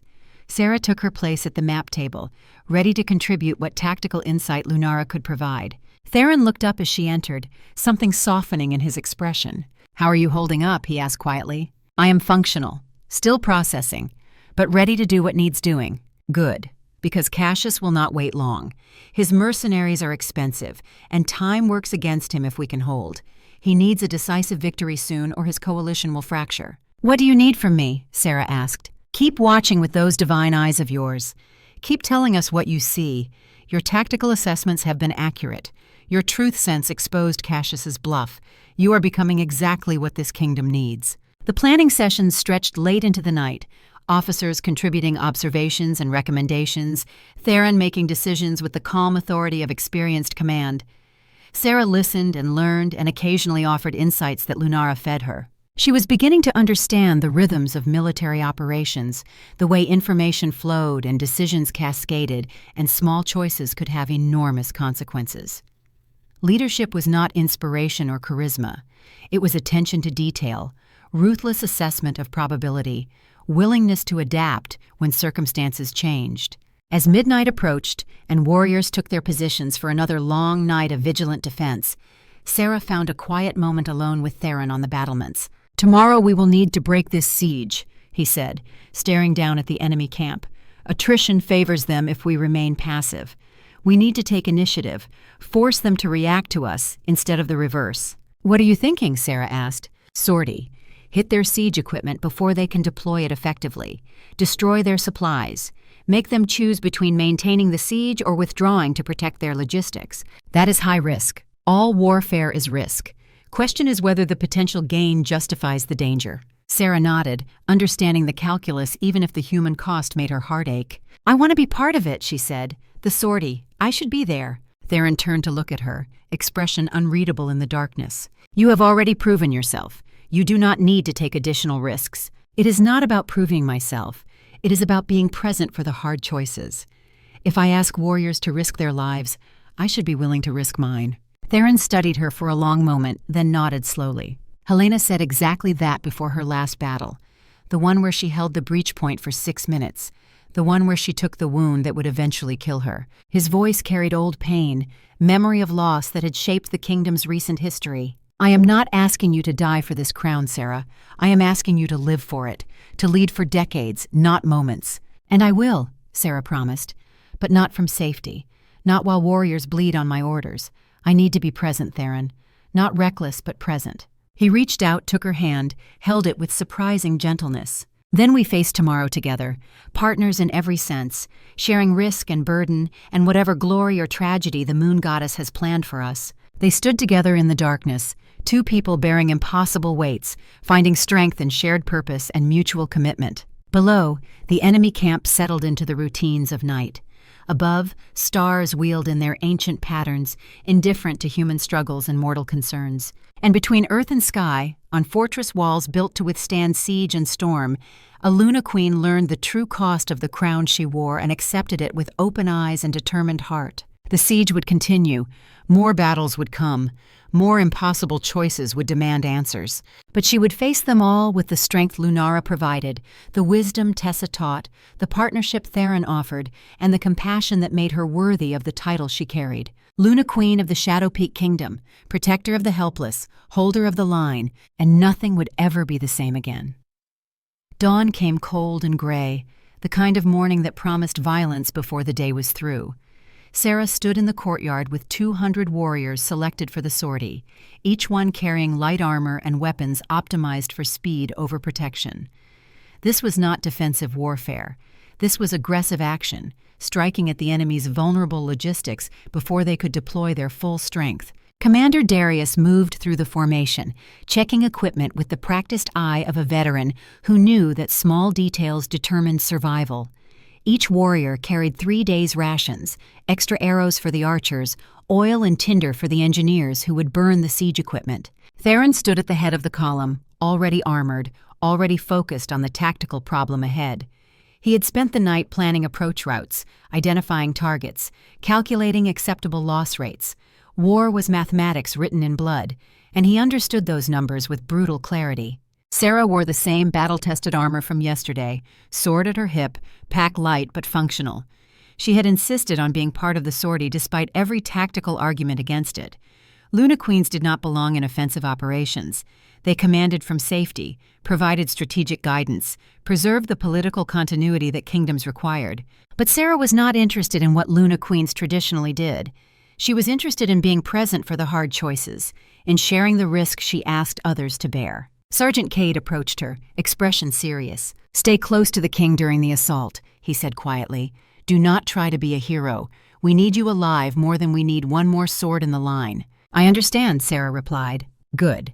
Because if you die doing something stupid, I will personally drag your ghost back and make you explain it to every widow and orphan your death creates." The blunt words carried more care than gentle reassurance ever could. This was warrior culture. Dark humor masking genuine concern, directness valued over diplomatic softness. The sortie launched an hour before dawn, moving in combat silence through terrain that scouts had mapped during the night. The approach route took them wide around the enemy encampment, positioning them to strike from an unexpected angle where sentries would be watching the fortress rather than the surrounding hills. Lunara fed Sera tactical awareness as they moved, enhanced senses picking up details her human perception would miss. The slight shift in wind direction that carried their scent away from enemy positions. The sound pattern that indicated relaxed sentries rather than alert guards. The terrain features that provided concealment during the final approach. They reached assault positions as false dawn began to lighten the eastern sky. Below them, the enemy camp sprawled across the valley floor, siege engines positioned for today's planned assault, supply wagons clustered near the command tents, mercenary warriors sleeping in organized rows. Professional camp, well-organized, disciplined, but also vulnerable in the pre-dawn darkness when guards were tired and attention wavered. Theron raised his hand, held it steady, while final confirmations passed silently through the formation. Then he dropped it, and 200 warriors surged forward with coordinated violence. The attack hit like a thunderbolt. Engineers reached the siege engines first, Corporal Finn among them despite his wounded shoulder, splashing oil across wooden frameworks with practiced efficiency. The trebuchet went first, massive structure that would have hurled boulders against fortress walls. Fire caught and spread, climbing support beams, consuming ropes and counterweights. The sound was tremendous, wood cracking and popping, oil igniting with whoosh of displaced air, mercenaries shouting alarms, stumbling from tents in various states of readiness. Sera watched Sergeant Cade lead his squad through supply wagons, overturning carts loaded with arrows, smashing crates of food stores, creating maximum disruption in minimum time. His movements were efficient, professional, each action calculated for strategic impact rather than random destruction. Archers positioned on the high ground began systematic elimination of enemy command structure. Officers trying to rally their troops found themselves targeted by arrows that struck with brutal accuracy. Sentries attempting to sound coherent alarm fell before they could complete the warning. This was not glorious combat. This was surgical violence, precise application of force to achieve tactical objectives. Sera felt Lunara processing the battlefield dynamics, showing her how each action contributed to overall chaos that prevented coordinated enemy response. The siege camp descended into confusion. Warriors running in multiple directions, lacking clear orders, uncertain where the threat originated or how many attackers they faced. In darkness and firelight, 200 disciplined soldiers could create impression of much larger force. Theron moved through the chaos with absolute focus, directing elements with hand signals and brief commands. He positioned reserves to cover withdrawal routes, rotated assault teams to maintain pressure without overextending, timed the phases with precision born from years of combat experience. Sera stayed close as ordered, moving with the command element, but also contributing. Lunara showed her pattern in enemy response, weakness in defensive formation that Theron might miss in the immediate chaos. "Commander," she called out, "Northeast quadrant. Their warriors are clustering there without officers. If we hit them now while they are leaderless, we break that section completely." Theron glanced where she indicated, processed the tactical opportunity, made instant decision. "Cade, northeast with your squad. Break their formation. 60 seconds, then withdraw to rally point." Cade acknowledged with sharp nod, redirected his team, drove into the identified weakness. The mercenary cluster, already confused and leaderless, shattered under focused assault. "Good eye," Theron said to Sera. "That kind of battlefield awareness cannot be taught. You either see the patterns or you do not." But warfare never proceeded exactly according to plan. As the sortie force began coordinated withdrawal, as engineers finished destroying the last siege engine and supply depot, a reserve element of mercenaries appeared from unexpected direction. These were not confused soldiers roused from sleep. These were ready fighters, armor donned, weapons prepared, moving with disciplined coordination that spoke of veteran leadership. 50 professional warriors with shields and spears formed defensive line between the sortie force and their withdrawal route back to the fortress. The position was tactically sound, blocking the easiest path, forcing Theron to choose between fighting through them or taking longer route that would expose his force to pursuit and additional enemy reinforcements. Theron assessed the situation in seconds, made his decision with the cold calculation that command required. "Punch through," he ordered. "Hard and fast. Do not get bogged down in extended melee." The wedge formation drove into the mercenary line like a spear point, Theron at the tip, Darius and veteran warriors creating momentum through sheer aggressive violence. Steel rang against steel. Warriors grunted with effort and pain. The smell of blood and fear filled the air. Sera found herself in the press of combat, Lunara guiding her movements, keeping her alive through reflexes she did not consciously possess. A mercenary swung at her, blade aimed for her neck. She ducked under the strike, drove her sword into his unprotected side, felt the terrible resistance of steel entering flesh. Second kill, no easier than the first, just as necessary, just as haunting. The mercenary line broke under sustained pressure, survivors scattering rather than dying for a defensive position that could not be held. Theron's force punched through, reformed on the far side, began rapid withdrawal toward the fortress. Behind them, the enemy camp burned. Siege engines reduced to ash and twisted metal. Supply wagons destroyed. Mercenary morale shaken by the sudden violence that had struck from unexpected direction. Tactical victory, clean execution, acceptable casualties. But as the sortie force approached the fortress gates, as dawn fully illuminated the valley and the scope of damage became clear, a new crisis emerged. A rider approached from the south, horse lathered with exhaustion, messenger wearing the royal colors, but looking like he had ridden through hell to get here. He nearly fell from the saddle as he reached Theron, gasping for breath. "Your Majesty," he managed. "The capital. Lady Isolde has seized the palace with House Silvermane troops. She claims regency, says you abandoned your post during invasion. 3 noble houses have bent knee to her. The city is locked down." The words hit like physical blows.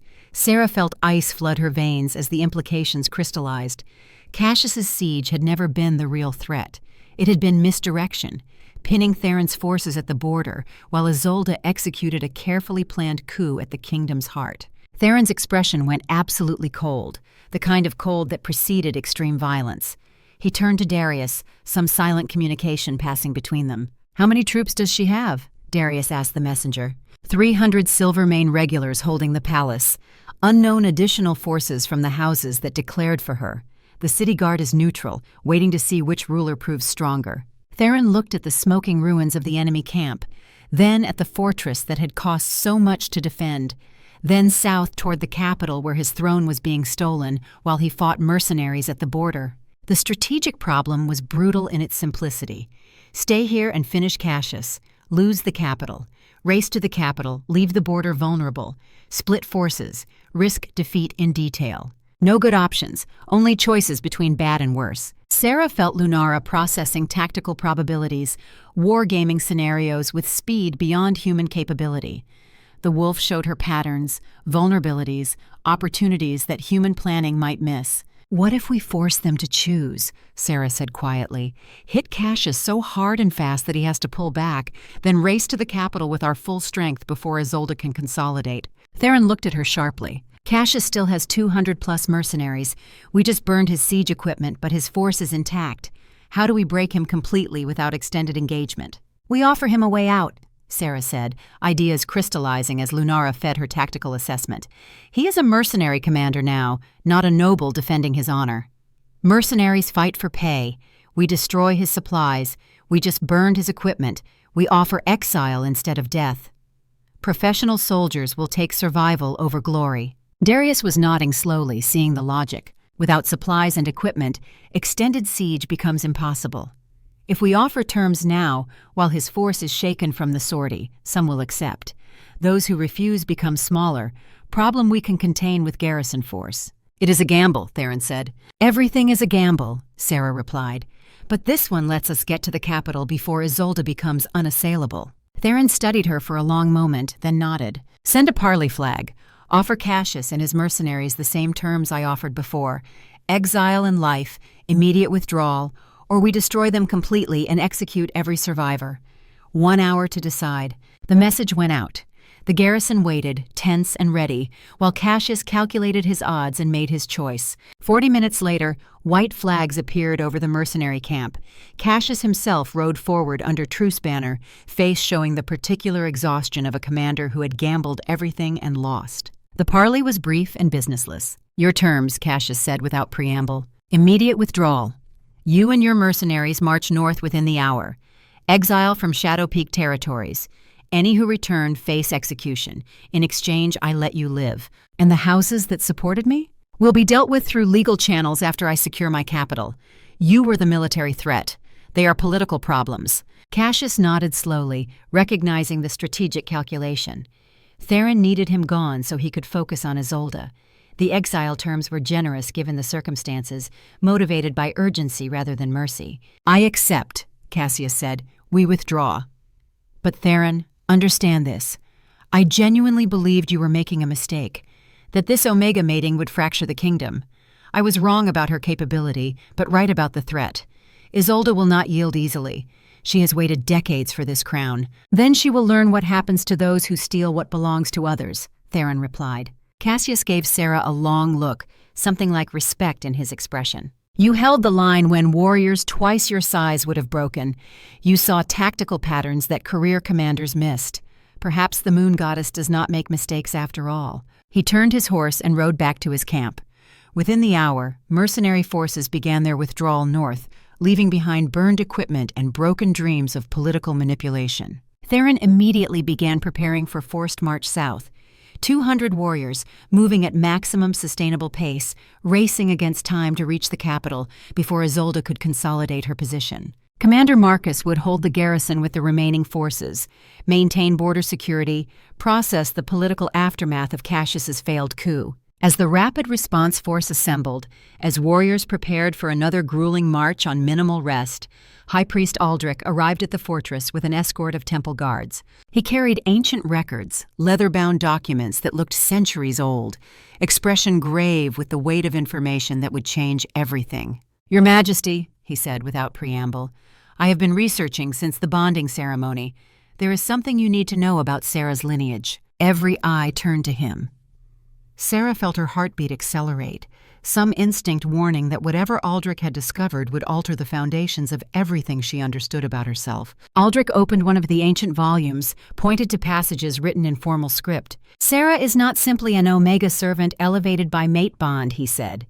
"She is the daughter of Helena Moonshadow, last Silver Luna, who died 20 years ago in childbirth. The official records claim both mother and infant died.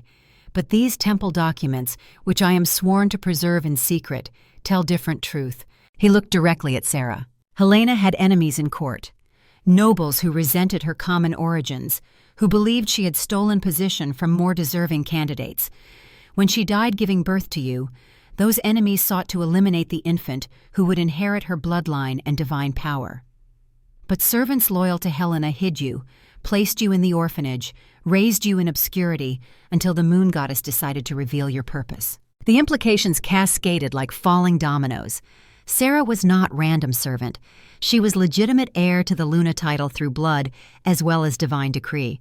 Her claim to the throne existed independent of marriage to Theron, which meant Isolde's regency claim, based on Theron abandoning his post, held no legal weight against hereditary succession. "Why reveal this now?" Theron asked, though his tone suggested he already knew the answer. "Because Isolde is claiming regency through political necessity. She argues that an Omega servant cannot rule, that mate bond alone is insufficient foundation for Luna Queen. But if Sera is Helena's daughter, legitimate heir by blood, that argument collapses. The noble houses must recognize hereditary right, even if they question divine decree." Aldrich closed the ancient volume carefully. "This is not just political strategy. This is truth that was hidden for Sera's protection, but can no longer remain secret. She has proven herself worthy of the crown through action. Now we give her the legal foundation that makes her position unassailable." Sera felt the weight of this revelation settling on her shoulders alongside all the other burdens she carried. She was not just servant elevated by circumstance. She was princess, hidden in plain sight, heir to a legacy she had never known existed. "Mother," she whispered. "Helena was my mother." Tessa had known. Elena had known. The old Omegas who had taught her, protected her, prepared her, had all been part of the conspiracy to keep her safe until destiny revealed itself. "We need to move," Theron said, practical concerns overriding emotional processing. "This information changes our approach to the capital. Sera is not just my mate, she is rightful heir. That gives us legal and political weapons beyond military force." The march south consumed 2 days of relentless pushing, warriors moving at punishing pace with minimal rest. Sera kept up through sheer determination and Lunara's steady support, feet bleeding again, but functionality maintained through salve and proper bandaging that Tessa had taught her to apply. The column moved in disciplined silence during daylight hours, conserving energy, maintaining tactical awareness. But at night, during brief rest halts, warriors gathered in small groups around carefully shielded fires, and Sera began to understand the culture that bound fighting men together. She sat with Sergeant Cade's squad on the first night, listening as they shared stories. Not tales of glory or heroism, but the dark humor and shared experience that created bonds stronger than blood. "Remember that siege at Thornwatch?" Corporal Finn said, nursing his wounded shoulder. "When the cook accidentally used lamp oil instead of cooking oil and half the garrison spent 3 days with the runs? The worst tactical advantage enemy never exploited," another warrior added. "Could have walked right through the gates. Everyone was too busy sprinting for the latrines." Laughter rippled through the group, tension easing, the kind of release that soldiers needed when death was constant possibility. Cade looked at Sera, assessing whether she would be offended by crude humor or could handle warrior culture as it actually existed. "You fit better than expected," he said. "Most nobles would be demanding private tents and complaining about rations. You just keep pace and do the work." "I spent 19 years as servant," Sera replied. "Sleeping rough and eating whatever was available is familiar territory. The difference is now you could order luxury and we would have to provide it," Finn pointed out. "But you choose to march with us, bleed with us.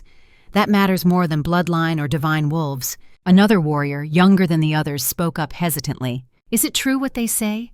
That you can sense lies? That your wolf shows you tactical patterns humans miss?" Sera considered how to answer honestly without revealing too much strategic capability. "Lunara enhances my awareness. I see patterns more clearly, process information faster. The truth sensing is real, but not perfect. Strong emotion or deliberate deception I have been trained to detect can still fool me." "But you exposed Lord Cassius's bluff about noble support," Cade said. "That changed the entire strategic calculation." That was Lunara reading his micro-expressions and voice stress patterns. Presenting it as divine power makes it seem mysterious, but it is really just enhanced observation. The honest explanation seemed to satisfy them more than mystical claims would have. Warriors respected capability they could understand, distrusted magic they could not verify. They talked late into the night, Sera learning names and histories. Private Marcus, who had lost 3 fingers but insisted he could still fight left-handed, had a wife and 2 daughters in the capital. Finn's brother served in second company, had survived the siege thanks to tactical decisions Sera had influenced. Cade's daughter was being raised by his sister after his wife died in border raid 3 years ago. Each story added weight to Sera's understanding of what command meant. These were not abstract units to be moved on tactical maps. They were individuals with families and futures that depended on wise leadership. Tessa's words echoed in her mind. Know the cost, remember every name, fight for kingdom worth their sacrifice. They talked as they marched when terrain allowed, Theron and Sera walking side by side, processing the implications of Aldrich's revelation about her heritage. Does it change how you see me? Sera asked. Knowing I have royal blood instead of just being fortunate servant? No, Theron replied. You were worthy before I knew your parentage. The bloodline just provides political ammunition, but you earned my respect through tactical thinking and courage, not ancestry. The answer satisfied something deep in Sera's soul. She had feared that the revelation of noble lineage would diminish what she had accomplished through her own merit. But Theron valued her for capabilities demonstrated, not inherited status. Did you love her? Sera asked after several minutes of silence. My mother? Theron was quiet for a long moment, boots finding rhythm on packed earth, considering how to answer honestly. I was 12 when Helena died. Too young to understand adult relationships, but old enough to see how she led. My father valued her counsel, trusted her judgment in ways he trusted no one else. She was fierce and compassionate, strong and gentle. She could order men into battle knowing some would die, then spend the night writing personal letters to their families. He paused, remembering. She taught me that leadership is service, not privilege, that every command decision carries weight of lives depending on you. That honor means keeping your word even when breaking it would be easier. Those lessons shaped everything I became. He looked at Sera with something like wonder. You remind me of her, not in appearance but in presence, the way you stood between threat and the helpless without hesitation, the way you process tactical problems with clarity beyond your experience, the way you carry the weight without letting it break you. You are her daughter in every way that matters. The comparison both honored and terrified Sera. Living up to memory of legendary Luna Queen seemed an impossible task, but Theron's confidence helped steady her, reminded her that she did not have to be perfect, just present and committed. What was she like as ruler? Sera asked, hungry for knowledge of the mother she had never known. Ruthless when necessary, Theron said, merciful when possible. She understood that sometimes hard choices save more lives than soft compromises. But she also believed in redemption, in giving people opportunities to prove themselves beyond their worst moments. Like offering Isolde the Northern Duchy instead of execution, Sera said, seeing the parallel. Exactly like that. Helena would have made the same choice. Use your enemy's skills for kingdom's benefit rather than waste them in revenge. That is strategic thinking that looks beyond immediate satisfaction to long-term stability. They walked in companionable silence for a while, comfortable with each other in a way that went beyond words. I am terrified, Sera finally admitted, of being unworthy of her legacy, of making decisions that get people killed, of failing everyone who depends on me. Good, Theron said firmly. Fear keeps you sharp. Only fools feel no fear in leadership. Helena told me that the day terror stops is the day you should abdicate because you have lost touch with the weight of responsibility. He reached over, took her hand briefly, squeezed once. You will make mistakes. Every leader does. But you will make them for right reasons, with best judgment you can muster, and you will learn from them. That is all anyone can ask. That is all Helena ever did, and she is remembered as one of our greatest Lunas. The capital came into view on the afternoon of the second day, sprawling across hills beside the river, walls and towers marking the kingdom's heart. But instead of banners showing Theron's colors, the palace flew House Silvermane standards. Isolde had not simply claimed regency. She had declared herself ruler in his absence. The city gates stood open, guards watching their approach with careful neutrality. Citizens lined the streets, uncertain which ruler to support, waiting to see how this confrontation would resolve. Theron made the tactical decision that would define everything that followed. We do not lay siege, he told Darius. We walk directly to the palace, Sera and I, unarmed, with Aldrich carrying the proof of her lineage. We claim the throne through law rather than force." "That is enormous risk," Darius protested. "Isolde's guards could kill you both." "They could," Theron agreed, "but they will not. Because Silvermane soldiers are professional. They follow orders, but they recognize legitimate authority. When they see proof that Sera is Helena's heir, when they understand they are not defending regency against usurper, but blocking rightful queen from her throne, discipline will overcome loyalty to Isolde." It was calculated gamble, everything staked on the belief that soldiers would choose law over politics when faced with clear choice. They walked through the capital streets in late afternoon light, 3 figures moving with purpose toward the palace. Theron in his battle-worn armor, Sera in gear that showed evidence of hard campaign, Aldrich carrying ancient records that proved bloodline and heritage. Citizens followed, drawn by curiosity and the need to witness history. The crowd grew as they walked, hundreds becoming thousands, unarmed but present as witnesses to whatever would unfold. Silvermane guards at the palace gate stood in formation, uncertain, looking to their captain for orders. The captain, a grizzled veteran named Torvin, studied the approaching figures with professional assessment. "The palace is closed by order of Regent Isolde," he called out. "Turn back." Theron stopped 10 paces from the guards, close enough to speak without shouting. "I am King Theron Blackstone, returned from defending our border against mercenary attack. I claim entry to my own palace." "You abandoned your post during crisis," Torvin replied, though his tone suggested he was reciting orders rather than expressing conviction. "Regent Isolde acts in the kingdom's interest during your absence." "I defended our border against coordinated attack," Theron corrected, "and I return with the rightful Luna Queen, whose claim to this throne exists through both blood and divine decree." He gestured to Sera. "This is Sera, daughter of Helena Moonshadow, legitimate heir to the Luna title. High Priest Aldrich carries proof of lineage. Will you bar the rightful queen from her mother's throne?" The question hung in the air, forcing Torvin to choose between political expediency and legal right. His eyes went to Sera, assessing, calculating. "Helena's daughter?" He looked skeptical. "Convenient claim." Aldrich stepped forward, opened the ancient records. Temple documents preserved in secret for 2 decades. Birth records, eyewitness accounts from servants who hid the infant, bloodline verification through Helena's seal. He held the documents where Torvin could see, where the crowd could witness, where truth became impossible to deny. Torvin studied the records for a long moment. Then he looked at his guards, at the crowd gathering, at the historical moment unfolding. "Stand aside," he ordered his men. "Let them pass. This is above our authority to judge." The guards parted. Theron, Sera, and Aldrich walked through into the palace courtyard, crowd following, thousands of witnesses pressing forward to see how this confrontation would resolve. Isolde waited in the throne room, seated on the chair that had held monarchs for generations. She wore formal regalia, crown that should have been Helena's, scepter that represented authority she had never legitimately possessed. Around her stood House Silvermane advisors and representatives from the 3 noble houses that had declared support during Theron's absence. She looked composed, confident, prepared for confrontation. Every detail of her appearance spoke of careful planning. The gown was coronation formal, deep purple with silver threading. The crown sat perfectly on elaborately arranged golden hair. The posture radiated authority and command.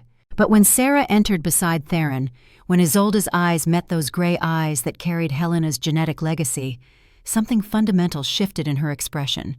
Recognition crashed through carefully maintained composure. Fear flickered before being ruthlessly suppressed. Calculation began immediately, mind already working through implications and strategies. "You abandoned your post," she said to Theron, voice controlled but tight with tension. "Left the kingdom vulnerable during invasion. I acted to provide stability and leadership when you chose personal indulgence over duty." The words were calculated for the audience, crafted to frame her coup as responsible action rather than opportunistic power grab. "I defended our border," Theron replied with matching calm, refusing to rise to the bait.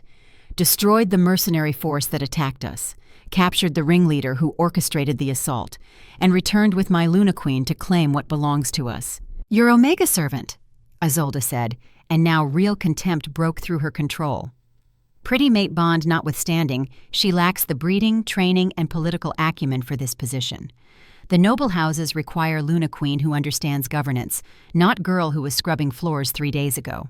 Sera felt the weight of every eye in the throne room, some skeptical, some curious, all assessing whether the Omega who had disrupted everything could possibly justify the chaos her existence had created. She stepped forward, and this time when she spoke, she channeled everything Lunara provided, everything Tessa had taught, everything she had learned in Fire and Blood. "I am Sera, daughter of Helena Moonshadow," she said clearly, each word measured and deliberate, "rightful heir to the Luna title through blood, through divine decree, through the laws that govern succession in this kingdom.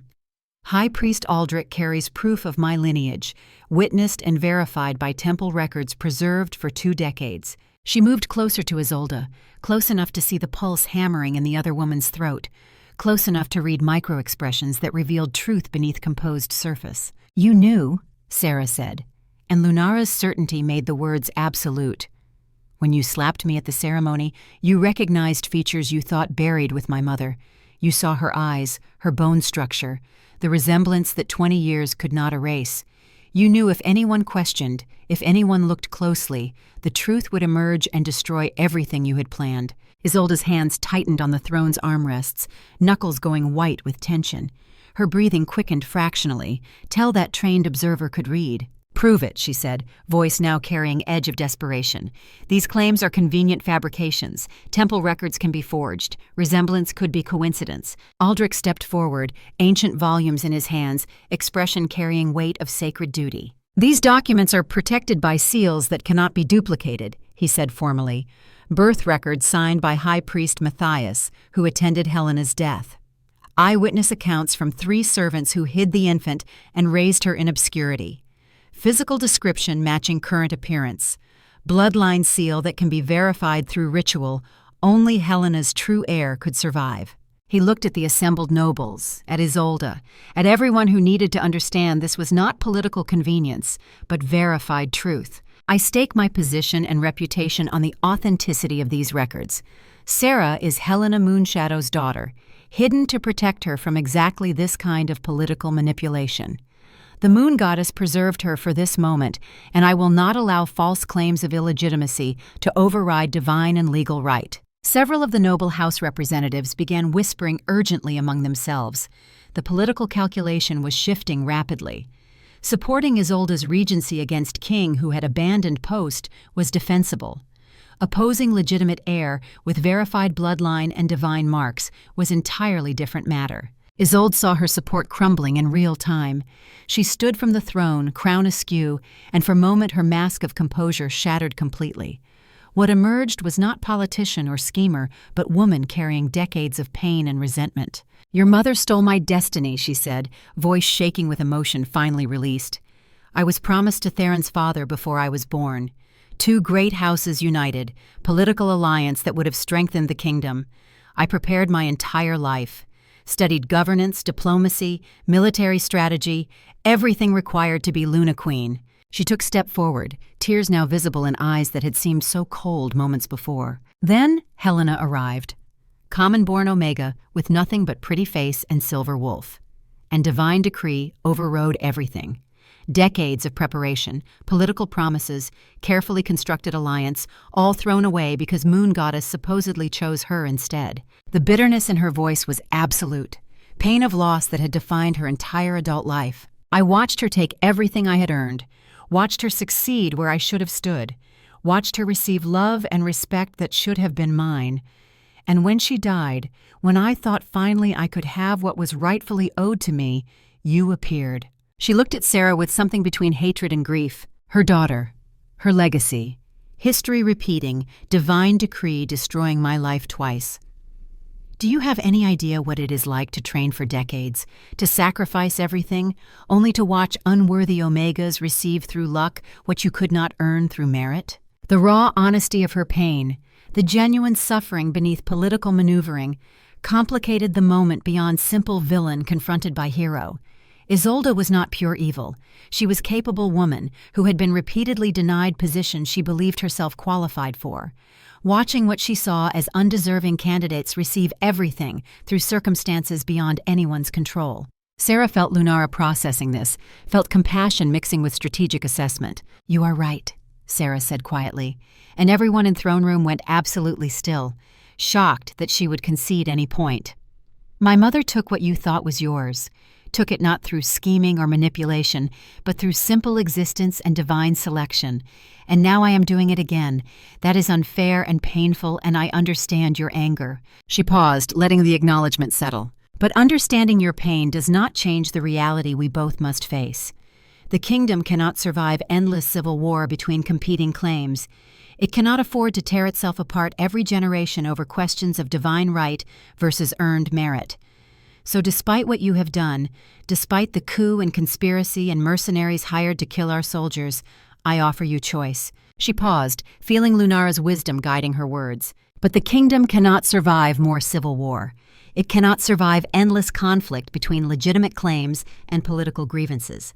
So I offer you choice." She gestured to the throne room, the assembled nobles, the moment balanced on edge of violence or resolution. "Rule the northern territories as Duchess. Autonomous governance, sworn to the crown but independent in practice. Keep your dignity. Use your training and ability to lead.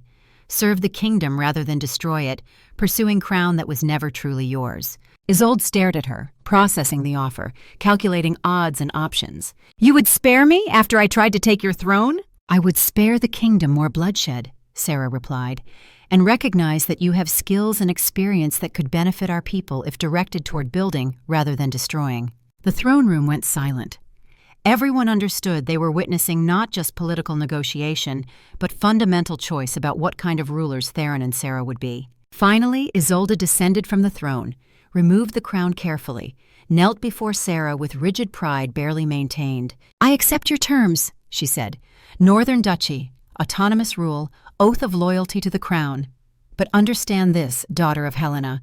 You have won today because the moon goddess favored you. Do not mistake divine fortune for earned wisdom.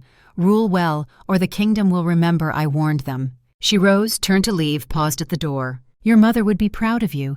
She valued mercy over vengeance, too. That is why I hated her, and why she was better ruler than I ever could be."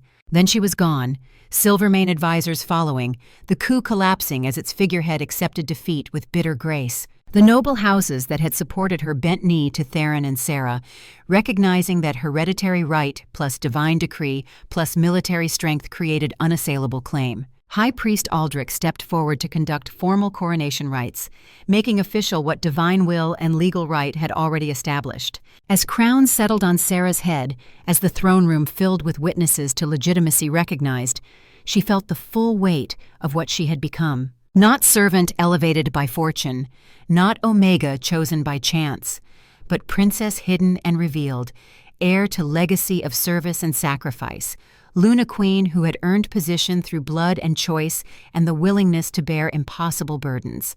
The coronation ceremony completed as evening fell, formal recognition of authority witnessed by hundreds. But afterward, in private chambers away from crowds and politics, Theron and Sera finally had moment to process everything that had occurred. They stood on a balcony overlooking the capital, watching lights appear in windows as night settled over the city.